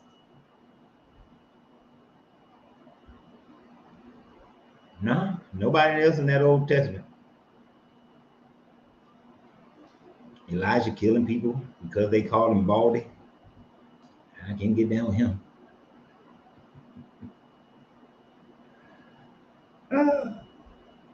Now I can't get it. Ain't many. The Bible doesn't have any good role models. Armand Hillman. Who is? I don't know who that is. At least I don't think I know who that is.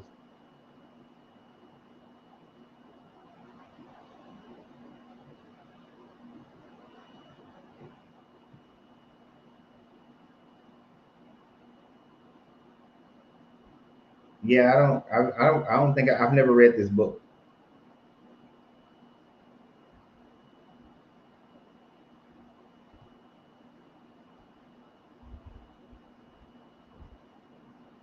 And I've never read this book or heard anything from Armand Hillman.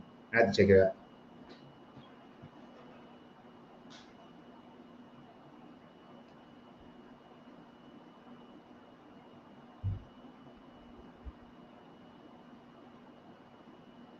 Really, the serpent was a white man tricking black people off their land. I see what you did right there. Okay, I see what you did. I see what you did right there. I see what you did. That was good. You know, you're welcome, Melissa. I had a young lady read read tarot for me one time. She was starting her tarot business. She was an avid listener to the program. I wish I could find the information that she had wrote down. I wish I could find it. I just want to see what happened if my life panned out in that direction.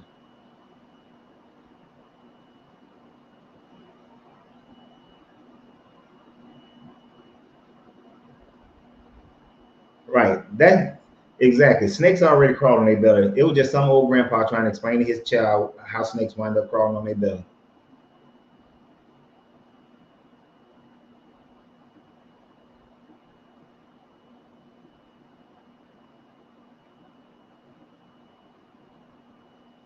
I'll put that one on my list to do a video about that one. First Kings 22:22. But that is an interesting little tidbit there, little story there.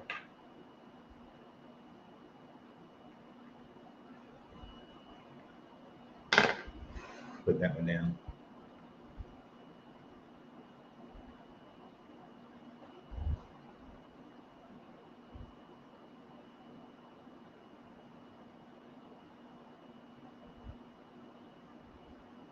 Yeah, I know, Christopher. There's like the people in the Bible are so jacked up that I just could not get down with any of them. I know somebody didn't say they identify with Samson. Oh, said can't be Samson.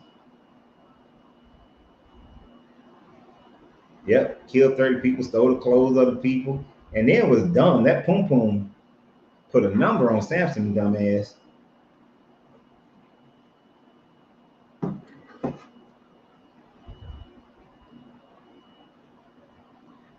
But it still has some truth in it. Let me ask you a question, Jarvis. If if I baked the cookie made out of cow shit, but I put some chocolate chips in it, and chocolate chips are sweet and they're good, are you going to eat that cookie? Would you eat that cookie? Now, if I took the same chocolate chips and put those and made them into regular cookie and with regular cookie dough, it's the same chocolate chips, but it's coming from a source that doesn't have shit in it. Which cookie you gonna eat? The shit chocolate chip cookie or regular chocolate chip cookie?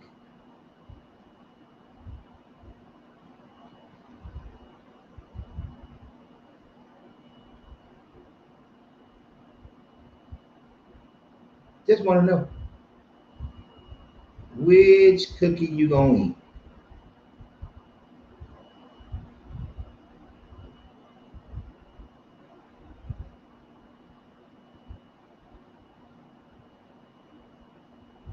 So you won't eat the cookie, but it's a little. I won't even bother with it when I can get that same truth from somewhere else that doesn't have shit in it.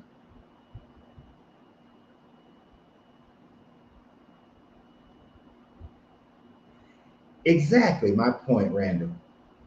There is a type of coffee that I will never, ever, ever drink because they let the animal, the monkey or some other animal eat the fruit, and then when they shit the bean out, they then harvest the bean out of the animal shit, and then I don't care how much they clean it, roast it, I'm not drinking that coffee, and it's the most expensive coffee in the world. I'm not gonna do it.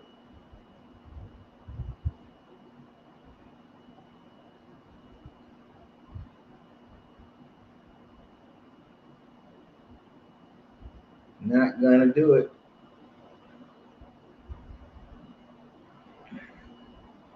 Yeah, y'all remember when James said that he disrespect me because I disrespect him? So I just had to do that. Oh, okay. The example just made it right. It has that little bit of truth, but I'm not doing it.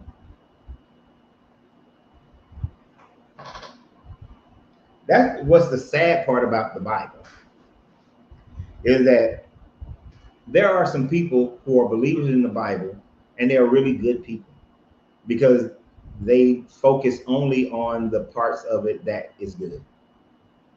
That's it. But they're still held captive by the rest of it because even the parts that is good is still requiring them to believe in this make believe deity, to believe in this make believe heaven and this make believe hell, which keeps them from truly being able to open up and embrace the world, to embrace everyone, to not have all these different social, economic, political leanings. The animal is a civet, yes, that little shit. I'm not eating that. Maggot cheese. I heard of maggot cheese. Never gonna do it.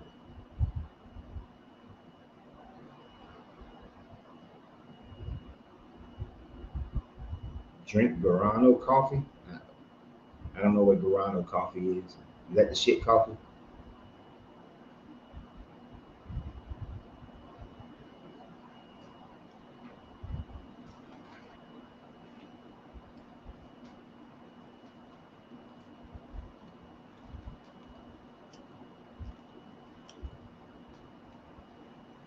Oh.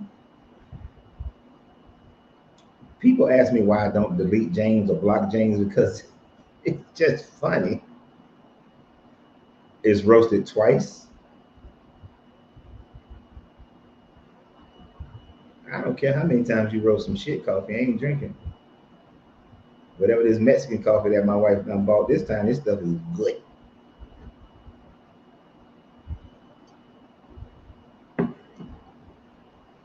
And I made it today, so it's excellent.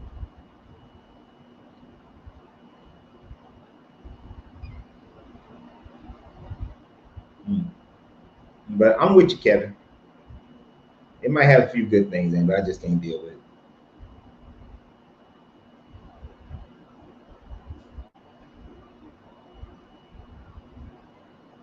Hey, Debbie,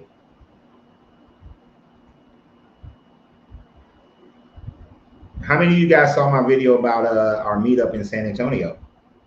How many of y'all saw the video? How many of y'all have signed up? Have well, not it's not so much a sign up. How many of you have reserved your room?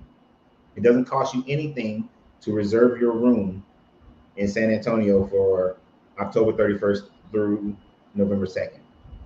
Who's other than Dwayne, because he already said he has, who has reserved their room? I know Randall is planning on it, but to reserve the room doesn't cost you anything. Do you remember any past lives? No. I used to think that some of the dreams that I had were past life experiences, but no, those were just dreams. And I recognize how those dreams came about, what information I had been studying that led up to those dreams. Well, get to reserving, Debbie. I think you're only 4 hours away. Get to reserving. Yes, there are strip clubs. I don't know if they're nearby because I don't go to strip clubs. I'm the kind of person that go in with the strip club with $20 and come out with 15 because I don't spend money in strip clubs. October 31st through November 2nd, that weekend, Halloween weekend.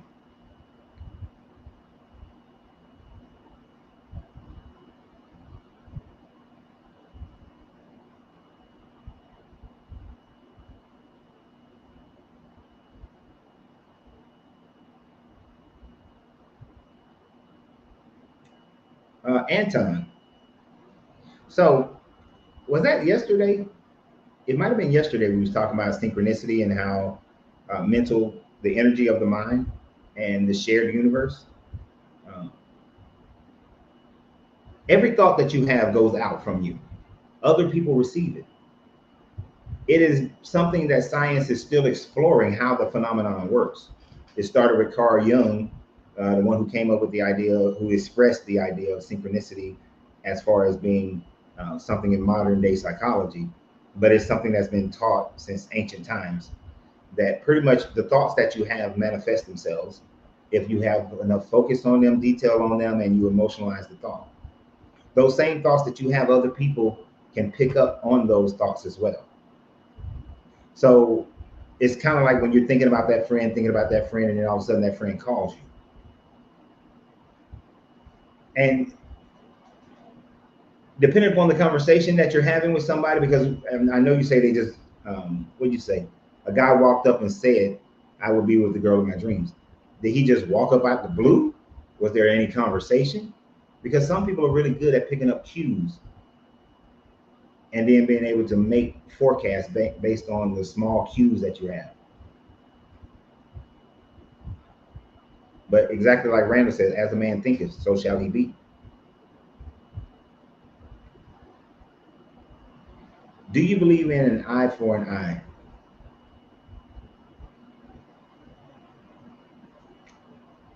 It depends. It depends.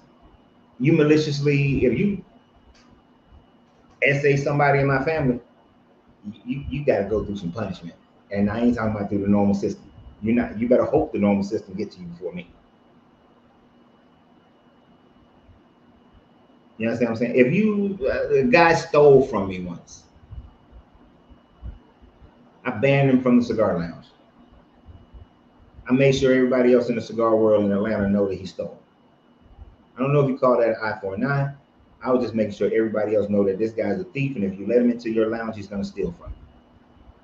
So I was more concerned with making sure my other cigar owners know who this person was. So it's relative to what it is, the severity of what's going on.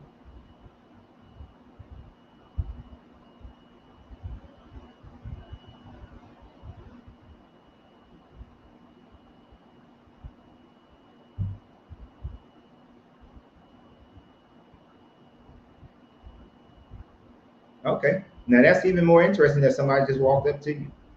But I definitely accept the leading thought that, I mean, it's not a leading thought, it's facts that our brain thought, each thought creates an energy, is an energy pattern that goes out.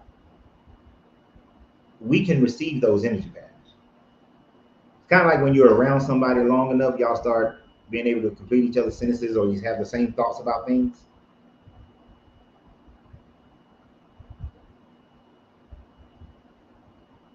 There is something about us, something that is holding us back. It might be the limited beliefs that we have because the world has told us that we don't have telepathy, and we've believed that since we were a child. So overcoming that belief might be the struggle.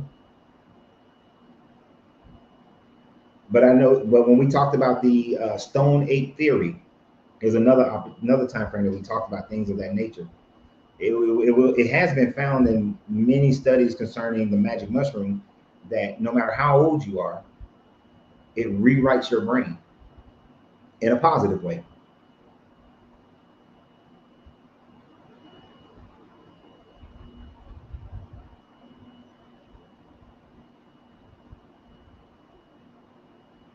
So,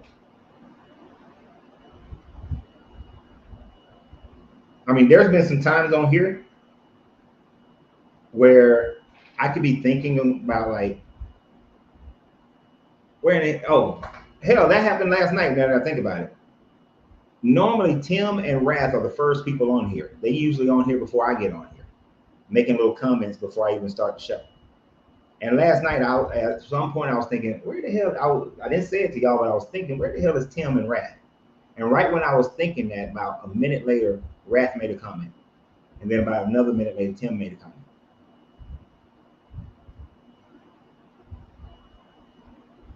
No, I don't believe anybody is born evil.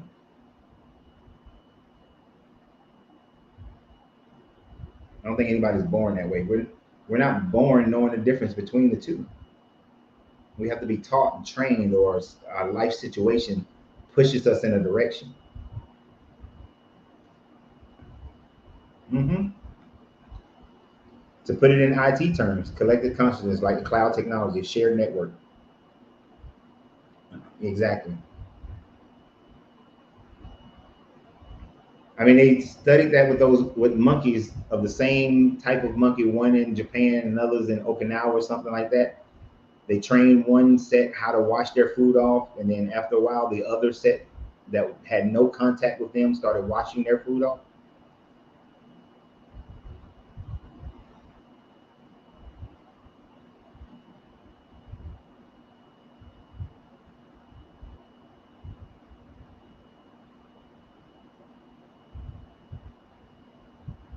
That's why I was saying earlier. That's why I prefaced it, Blue Dinero. There are still studies going on trying to evaluate and figure out how people seem to connect with certain things or connect with other people's mental imagery. Oftentimes, a lot of these studies are done with twins, because I more than likely because they found the most success with twins. That twins will have these common thoughts and be able to seemingly share thoughts, but there's nothing concrete about it because I don't think we have a way of measuring it yet or detecting it. I should say I don't think we have a way of detecting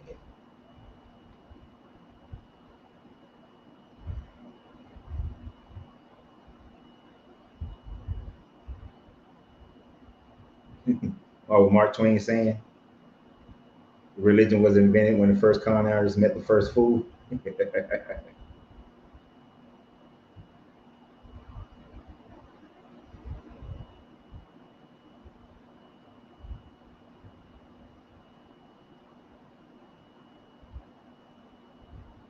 But yeah,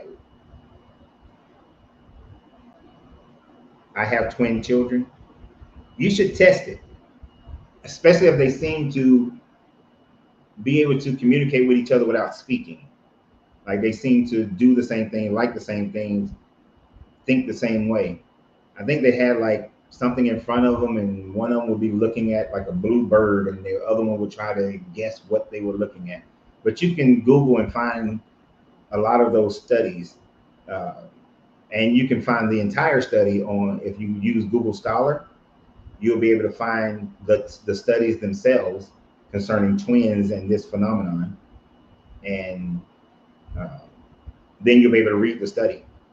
I've never taken time to read the full study on those. I've just seen like the documentaries on them.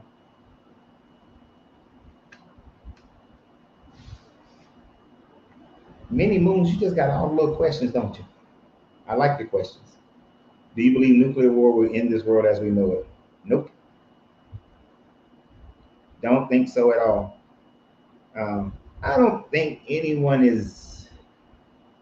They talk a lot of shit, and I'm not saying no one will use a nuclear weapon, but I don't think all-out nuclear strikes will happen in the sense of one person launches and then everybody else starts launching. I don't think that'll happen. Would Iran shoot one at Israel? Would Israel shoot one at Iran? Yeah, they probably do that, but it will stay over there. That's not, and maybe some other countries might shoot at Israel after that, and some other countries may shoot at them in the Middle East. But I don't think it'll turn into an all-out nuclear proliferation.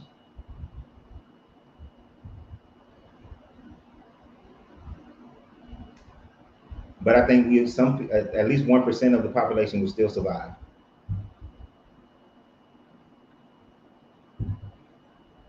And I'm with you, Dakota. I work on it all the time. My wife don't know it, but every now and then when she sleep, I be trying to send thoughts into her mind, right? Like a single thought, and then I'll try to. But she's horrible at remembering her dreams because what I'm trying to do is see if she dreams about the thought that I'm sending her. I wouldn't try to send a thought that's a controlling thought. That would be wrong. But I would want to see if she dreams about whatever the thought is that I'm sending.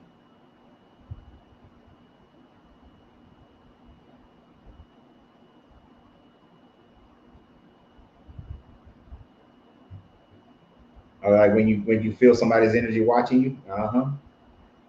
Why is the U.S. helping Israel? Because of Balaam's situation. Those who curse Israel will be cursed. Those who praise Israel will be praised. I mean, USR. Who is USR? Oh, US.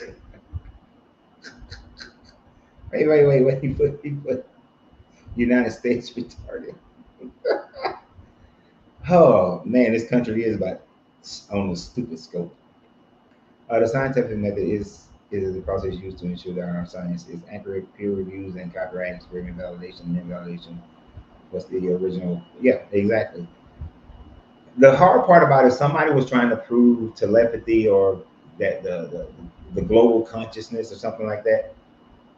One of the problems in the scientific community is that they look at that sort of thing as kind of pseudo or woo woo. And usually some of our greatest achievements have come because of that continental shift, the continental divides, rather, the continental movements was looked upon as pseudoscience at one point in time until it was proven. So somebody was brave enough to back the first guy, the original guy who said it.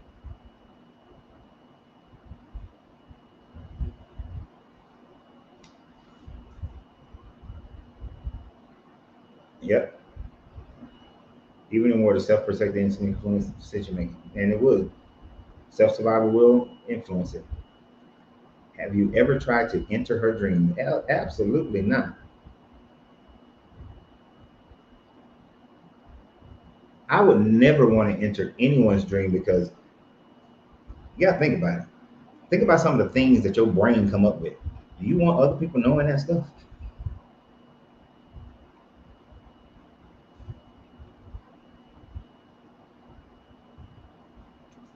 But yeah, this is the whole you vibe with your tribe is the idea that people who have similar energies to yours, similar thoughts, similar thought behavior patterns, you will sync with those people.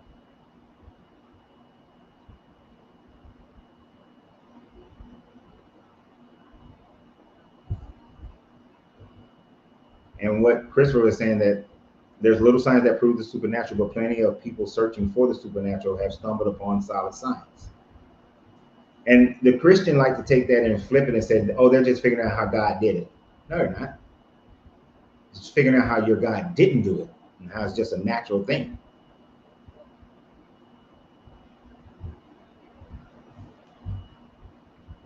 You did it. I asked that question early on, like, what other subject matter would y'all like to do the in depth on? I was thinking about doing the Exodus story, an in depth, deep dive, deeper than the basic ones about the Exodus story, or the historicity of Jesus. But the Exodus got some meat and potatoes in it.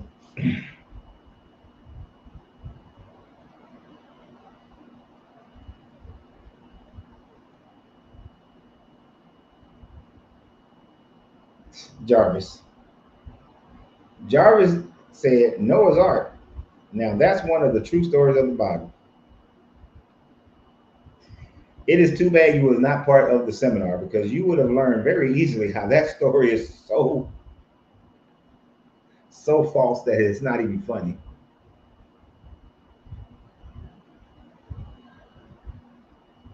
The Exodus, the Noah's flood never happened. Not Noah's flood. Have I ever done Revelations? I would have to break that into parts. The whole thing of Revelation, that'd be a long ass seminar.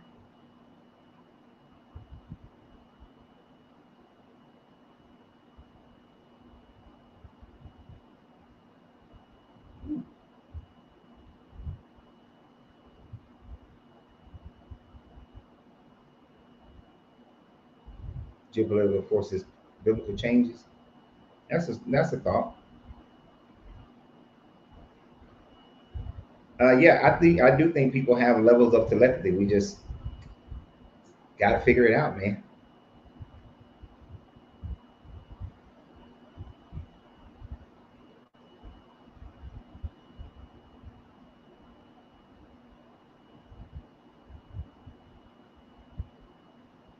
I don't know. Okay, y'all going too fast.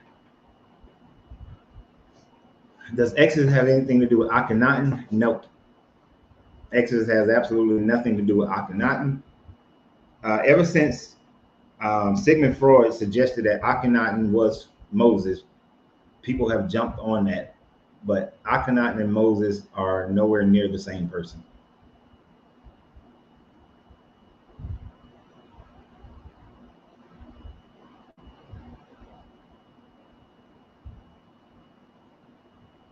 And so that's why, Isaac, I never say that anything is supernatural. There is no such thing as the supernatural. It is just the natural that we don't understand yet. If it can be observed and observed and repeated, is not supernatural. It is simply natural. Once we're able to understand it and how it works and can reproduce it, it no longer becomes supernatural. It is always just nature.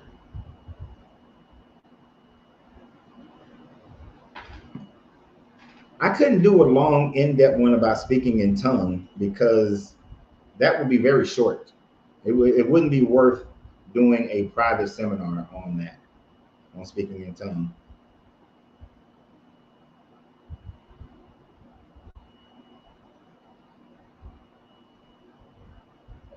You know, it just it. Usually when I do the in-depth deep ones, they go for 2 to 3 hours.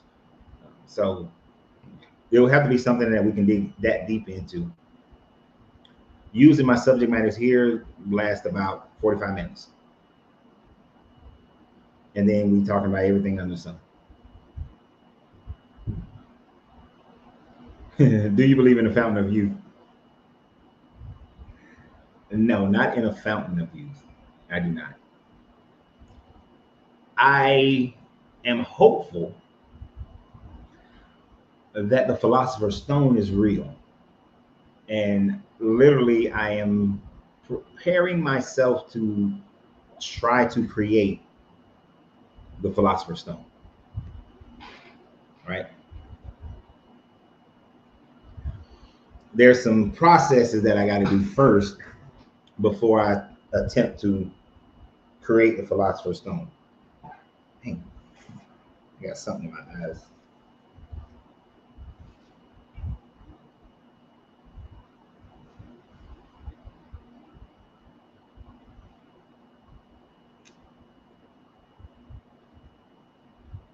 Oh, Debbie, I appreciate it, but you know, Forrest Gump, Forrest Gump. Stupid is, the stupid does.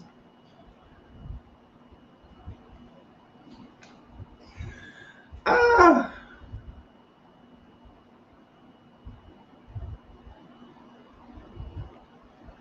Coach, would you also say that what is considered magic or magical is basically an unexplained science that some people don't fully understand? That's exactly what it is. It's either the sleight of hand, which is the con artist, or it is just science that we just don't know yet, nature that we don't understand.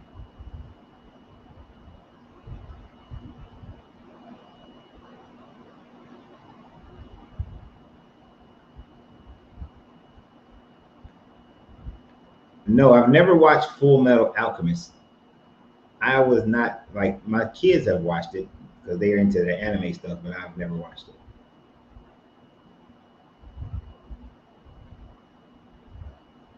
Yeah, it's amazing of how many people have believed in the fountain of youth and like who was it? Who came to Florida? Was it DeSoto? And he was thought that he would find it in there, and Diego thought that he would find it in Mexico. And do you know of the Mandeans? That sounds familiar.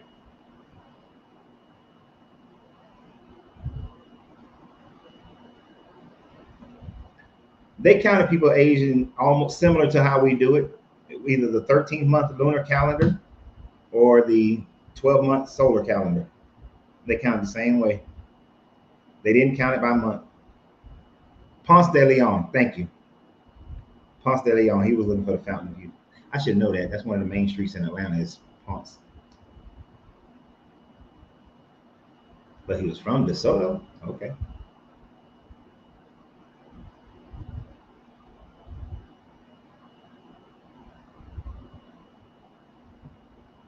Mandeans. Didn't I just talk about Mandeans the other day?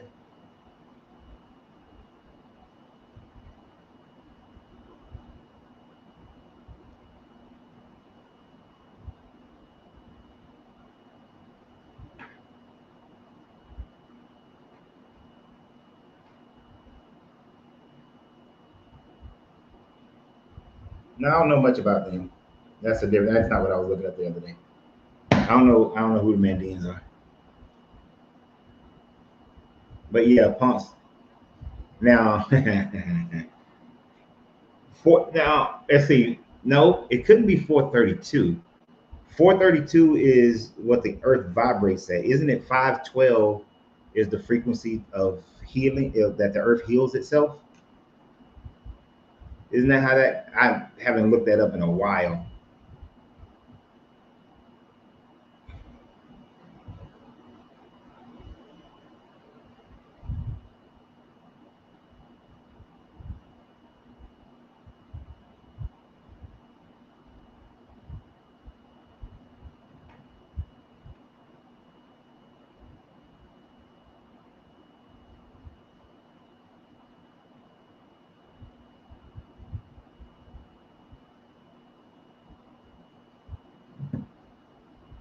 What is the frequency that the Earth heals?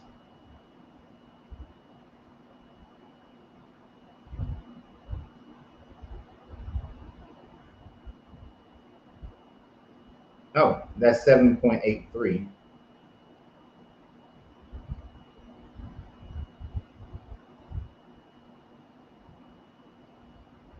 So when grounding, you're looking to hit 7.83 in your frequency associated with electromagnetic field.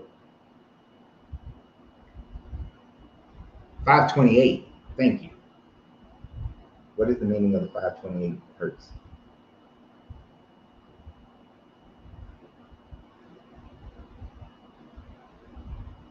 Yes, 528. Yeah, so 432 is what the earth resonates when it's in great condition. When dealing with your power chakra, then the frequency should be 528. That's what I need. I need to have that written down. I don't think is that on my cheat sheet? Gotta check my cheat sheet. You should always have cheat sheets.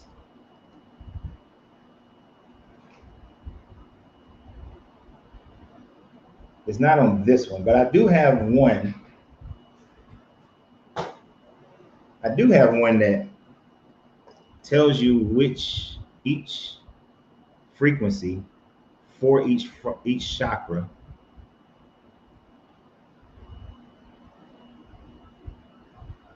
and it should be in my downloads because I know I've used it and sent it to people before.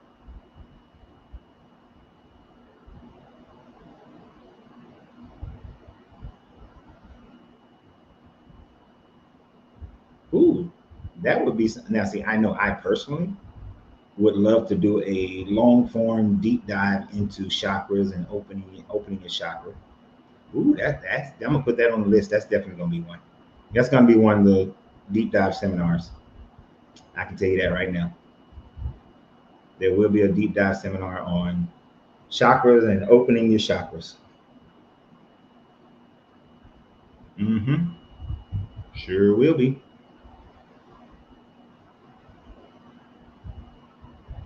I know I got that dang old thing somewhere. It should be under. I don't know where it's at.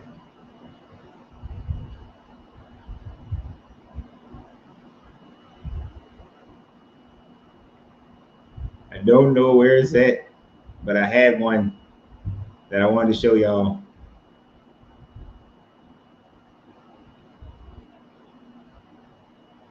But I basically created this graph that breaks down each chakra, the frequency, the chant, what blocks it, what its purpose. Well, that sucks that I can't find it.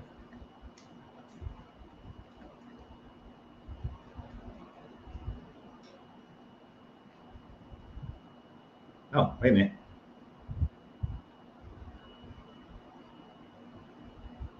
Nope, those are not going to be it. What the hell is that, though? Oh, nope, that's not it. That's not what I was looking for. I don't know. I can't find it.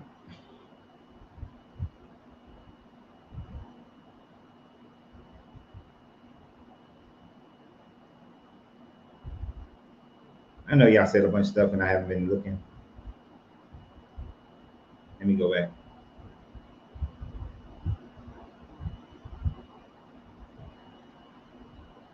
No, we don't take care of our insides like we should. There are 7 frequencies.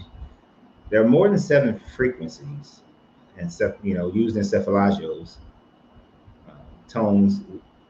We sleep to cephalagios every night. When I meditate, I either use my bowls or I play one of the cephalagio tones. I'm mad that I don't know where that damn thing is at. I find that very, very, very disturbing.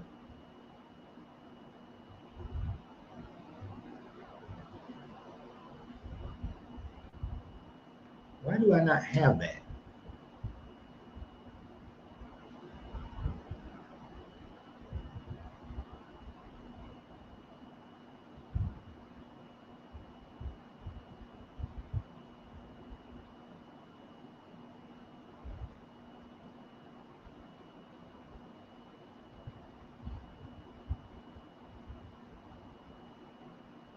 I had a whole great little graph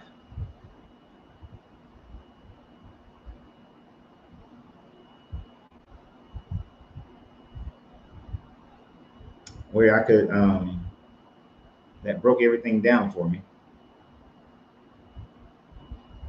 Because I don't believe you should have to memorize everything. You know, one of the best things that I learned was a long time ago was you don't try to memorize everything, but just know where to find the information when you need it. Although here I am not able to find the information when I need it. I don't know if it was definitely when I had this computer. I've used it before, so it should be on this computer. It might be in the email.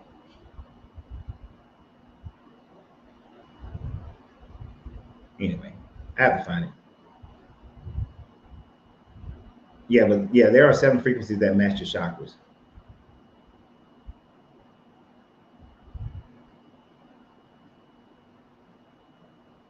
Donald must be watching this start. He must have started over.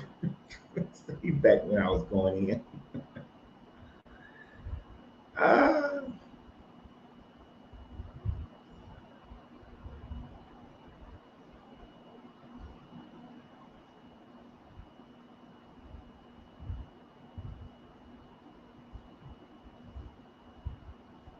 how do rockets thrust in empty? What are y'all talking about flat Earth? Y'all know I'm not getting into no damn flat Earth. So I'm just gonna keep on moving away from that.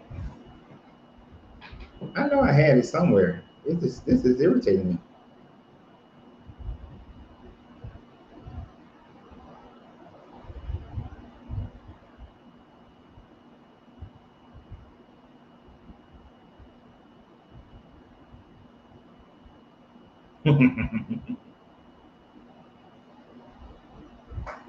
I knew I had it somewhere.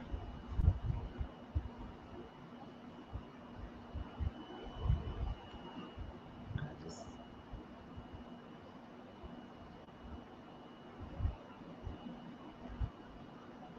let me find it. Let me find it. Let me find it. Let me. That's not the right email. It's in this email. It's in this email.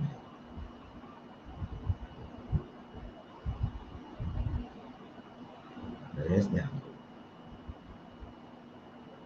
Then we go back to you guys. Then we click on here. And we click there. And then there it is.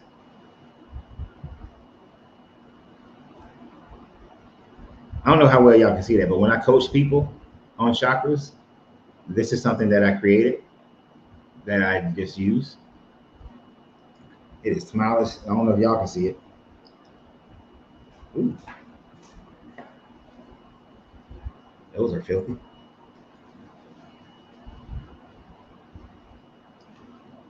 The office is not flat as well. You don't know what you.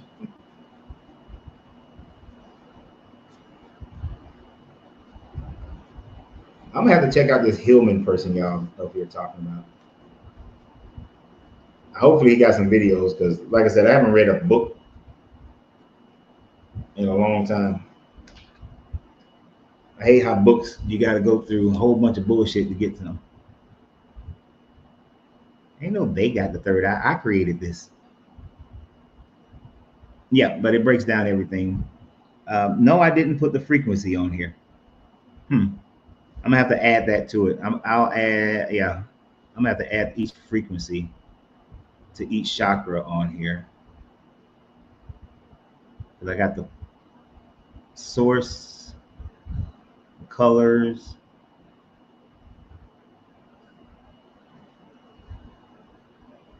Yeah, I'm gonna have to add all this on here.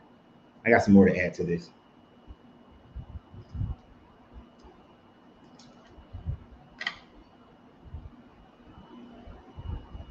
Uh, because when I created this a while back, so there's a lot more actually that I could add on here.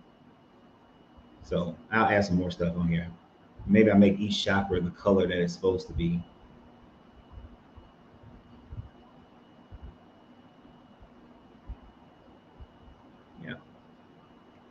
knew I had something. I haven't used that cheat sheet in a while. I'm gonna print it out again. That's why I haven't used it. Because most of the time I just know.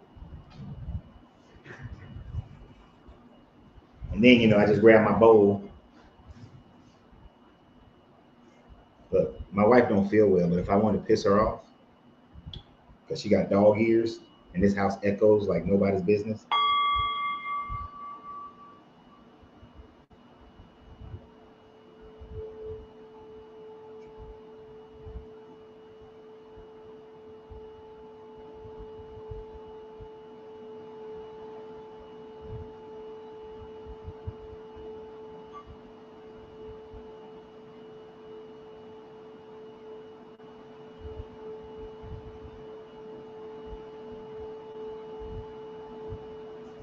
And when we do meet up in San Antonio, for those who would want to join me on that Saturday morning, we will do a little frequency meditation.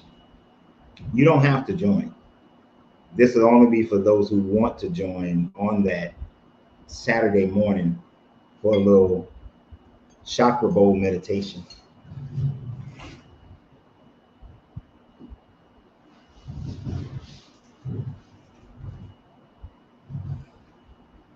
And that was a root chakra bowl. Get over your fears. Stop being fearful of hell. So you can imagine that when I was working my way out of Christianity, that bowl got a lot of work. Oh, I don't sit Indian style. I sit whatever. Look, the whole thing about having to sit a certain way. Sometimes to open a chakra, you lie down. Some of them, you kneel. But you ain't got to sit. You don't generally have to sit Indian style. I don't. I actually sit on the sofa because the way that my knees and my back are built right now, that I am currently overcoming, I don't. But you see how some of them say for that one is sit, but for your power chakra is to lie down, heart chakra is to lie down. You sit for your throat chakra, sit for your third eye, and you sit for your crown chakra. So two of the chakras you lie down. So it's not always sitting. And I'm damn sure ain't sitting like this picture. That them legs over crossed like that. Even in my most flexible time of my life, I couldn't get in that position.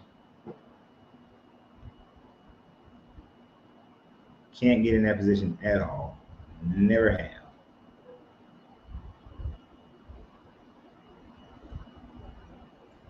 Your third eye is your mind's eye.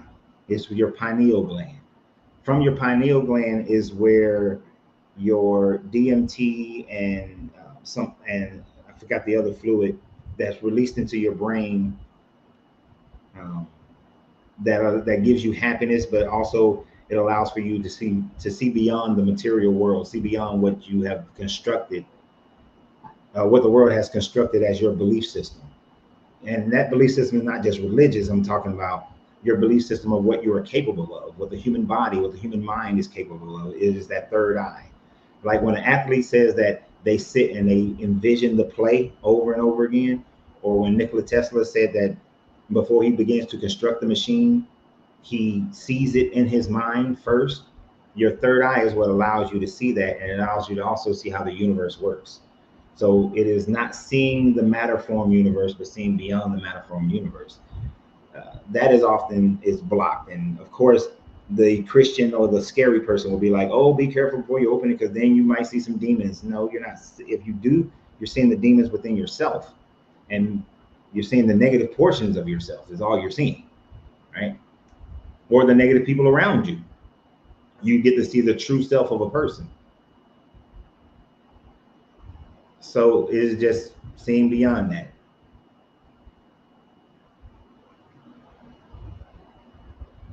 A sound room might be a nice business venture. Some spas have incorporated sound rooms, and then you got those salt rooms those salt saunas, that incorporate those kind of sounds.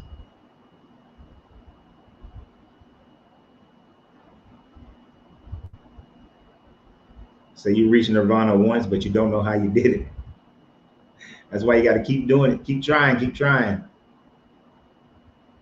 There is an eighth frequency that's above your head.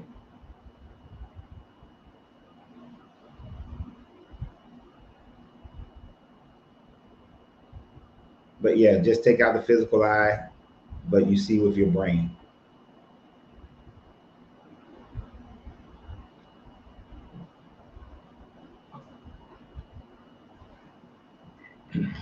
I don't know. I like to mess with Christians sometimes, and like when Jesus talked about let your single eye be clear.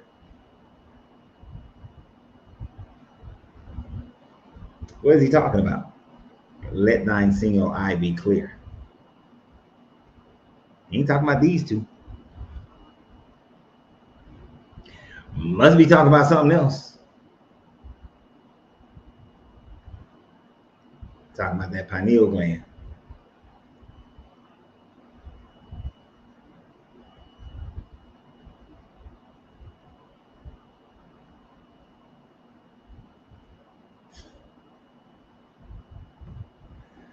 Not the blunt. Got the blunt rolled up right now. All right, so I'm out of cigar. I'm out of coffee. My wife hasn't been feeling good today, so I'm gonna go in there and sit and pet on her. So I appreciate you guys. We will be here tomorrow at 8 p.m. as usual. Hopefully, as long as nothing blocks my way or gets in the way. I look forward to our conversations tomorrow. I was talking about my cheat. I forgot I had a cheat right there. Anyway, that's part of a cheat, not a full cheat. But I look forward to our conversation tomorrow. Please continue to share all the videos. If you didn't watch the other videos today, go back and watch them. Go back and watch the other videos from earlier today. I look forward to our conversations tomorrow. Continue to share the video because Facebook is doing something weird. So if you're struggling to see me on Facebook, check your notifications and whatnot. Because I've had plenty of people telling me that they haven't seen my videos, that they're not popping up. So check those. So y'all have a great night, and always remember you have to free yourself to be yourself because your greatness is non-negotiable. Good journey, good vibrations. And I'm out. Hell no, James ain't coming to our event in October.